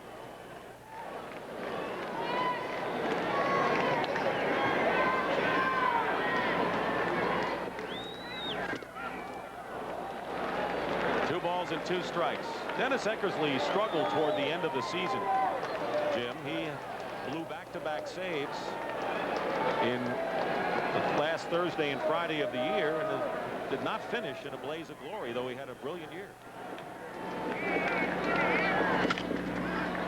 And I thought the reason for that was primarily because the A's had the division wrapped up. But now when you see Eckersley pitch in situations like this, you realize he is not as sharp as he was during that heart of the season when he was next to automatic. And you have to wonder whether he's 100% physically sound. This time of the year with the appearance as a reliever makes always a little more stressful. Olerud keeps fouling him off to the left. Count remains 2-2. 7-5 the Blue Jays lead. Tom Henke will come out if Eckersley snuffs out any more damage by the Jays. Henke will come out to face McGuire, Steinbach, and Willie Wilson as the scheduled hitters in the bottom of the 9th. Good pitch by Eck there. He jammed him, but Olerud continues to get a piece of it. That's what he has the ability to do. I mean, that pitch, as Roger Clemens pointed out earlier, get fastballs in on his hands, and that was right on the knob of the bat. Joe Carter on at third base. On at first is Winfield, a run in. And he's called out on strikes, and that'll do it. Eckersley gets Olerud, but not before the Blue Jays get yet another insurance run. And we go to the bottom of the 9th inning with the Blue Jays leading the Athletics 7-5. And that was then, this is now, and Mark McGuire with a check swing, 1 hopper to Roberto Alomar, and there's 1 out in the bottom of the 9th inning, and the guy who delivered that home run by George Brett was none other than Rich Gossage. Saying hi to Mom. He's here with his pom-poms. He was a big part of the Oakland bullpen during the season, but because of the arm injury, as many of the players have done, sticking around to pull for their teammates, not on the active list. 1 out in the bottom of the 9th inning. 7-5 in favor of the Blue Jays. Terry Steinbach, who's had a big day at the plate. A walk and 3 singles and 2 runs batted in. Ball 1 from Tom Henke. Hankey, the 4th pitcher of the day for the Blue Jays, and looking to wrap this one up and pick up his 2nd save in as many games. There's a fastball, and it's 1-1. You look up at that scoreboard and see 7 runs in the last 3 innings with these 2 bullpens. That's a month's worth.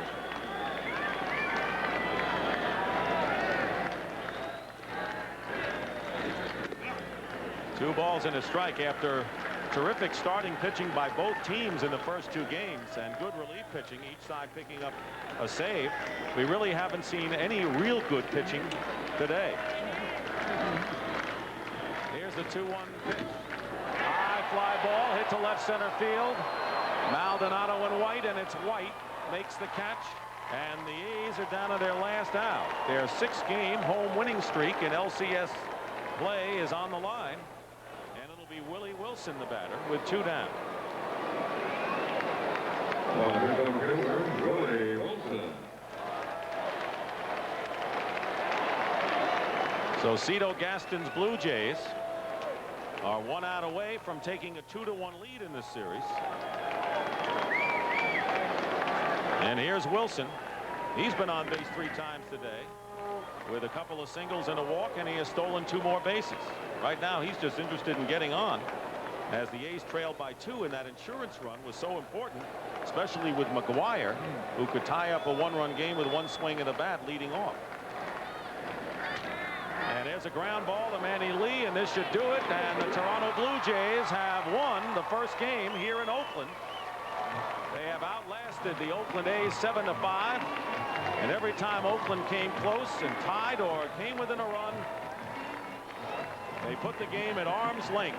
So the final score, Blue Jays 7 and the A's 5. Hankey picks up his 2nd straight save. And our Chevrolet player of the game is Candy Maldonado, with a single, a home run, and 2 runs batted in. And Candy Maldonado, our Chevy MVP, and Chevrolet will donate $1,000 in his behalf to the Special Olympics, as Toronto scored 3 unearned runs and another 1 on a wild pitch.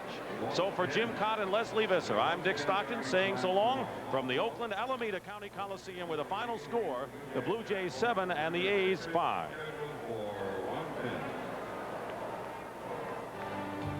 CBS Sports coverage of Game 3 of the 1992 American League Championship Series is brought to you by Vlasic Pickles. Remember Vlasic New Pickles, the sandwich improvement you can do yourself. Siemens, for the leading-edge technologies in electronic and electrical engineering. Depend on Siemens precision thinking. And by Oldsmobile, the power of intelligent engineering. You've been watching Major League Baseball on CBS Sports, home of the biggest games in baseball, the 1992 World Series. And how sweet it was for Candy today, as the Blue Jays have taken a 2-1 lead.